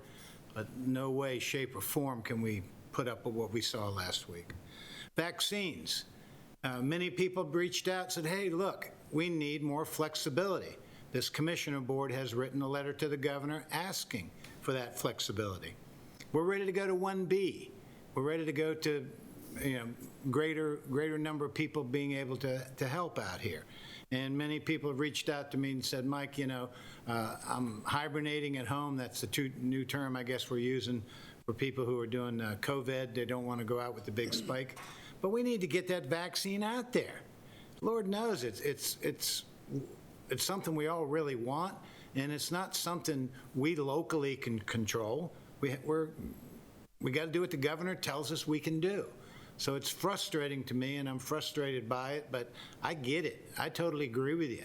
We're ready to go to 1B, and maybe we're even ready for 1C. We need to get these teachers vaccinated and get these schools open, get these children back in school. Lord knows it's very important. I do want to point out one error in Commissioner Morgan's analysis of this week's playoffs. The Green Bay Packers didn't play. The New Orleans Saints played the Chicago Bears, and did watch a little bit of that sliming business on Nickelodeon. Was pretty neat. It was pretty cool. Now, tonight's a public forum. Look, these public forum events, these public hearing events have been poorly or lightly, they're not attended, but we still need to hear from you. I mean, granted, we're checking our box, we're filling in, our requirements for these things to be done, but we need to hear from people. Hopefully, if we don't get it, people tonight, maybe we'll get them next week with the wedding venue. And that's a totally different topic to be talked about at a different time. But public hearings, public forums, that's what they're for us to hear from you. So please tune in if you can. Thank you. Thank you, Commissioners. I want to express again this public forum tonight. It's a general public forum. You can talk about anything you want to. Just call in at 301-475-4200, extension 1234, and you'll be put on hold or passed on immediately. But the last evening public forum we had zero attendance, zero call-in. We need to hear from you. If you've got a issue, we need to hear from you. And I want to relate back to you heard Commissioner Morgan talk about all of the various problems with MDE, land use type of thing. And him and I spent over 3 hours on the phone last night with MACO from 3:30 to 6:30. And the land use, I got on that committee this year, and I was shocked at how many bills we have right now, land use, and believe me, a lot of them are going to reflect on us, this county, and our ability to do continuing any kind of a building or whatever. And we didn't get a chance to go through all of them ourselves because we had so many of them. We only had a half an hour, and we just couldn't cover them all. And we were doing all this by WebEx. I mean, not WebEx, but Zoom. And then we finally went into the legislative part. This is unusual because we usually don't have this until the General Assembly actually starts. We did this beforehand. We had so many bills. Now, a lot of these bills, there's so many of them in there because the General Assembly ended early last year. So with that happening, so many bills were just thrown off to the side. And of course, a lot of them now are reappearing. But there's tremendous effect on us. And it's very important that we, as commissioners, stay attuned to all these changes. I'll provide the other commissioners with the various bills that we addressed last night. And I'll print it out probably tomorrow or whatever, get it to everybody. But it's important that we stay tuned to this and the public stays tuned to it also. And we'll try to keep you up to abreast of that as we get our lawyer to talk about the legislative procedures. So with that said, I deplore, as a 26-year veteran of the military, my time in Vietnam, and believe me, I believe in a democracy, I believe in the United States of America, and we have no right to storm the Capitol as we did. It was absolutely atrocious. It was terrible, and it should have never happened. And it's too bad. And for those who did do that, you were wrong. And if you broke the law, unfortunately, you're going to pay. And that's just the way it is. So with that said, we will adjourn the meeting. Remember, public forum, 301-475-4200, extension 1234. Adjourn.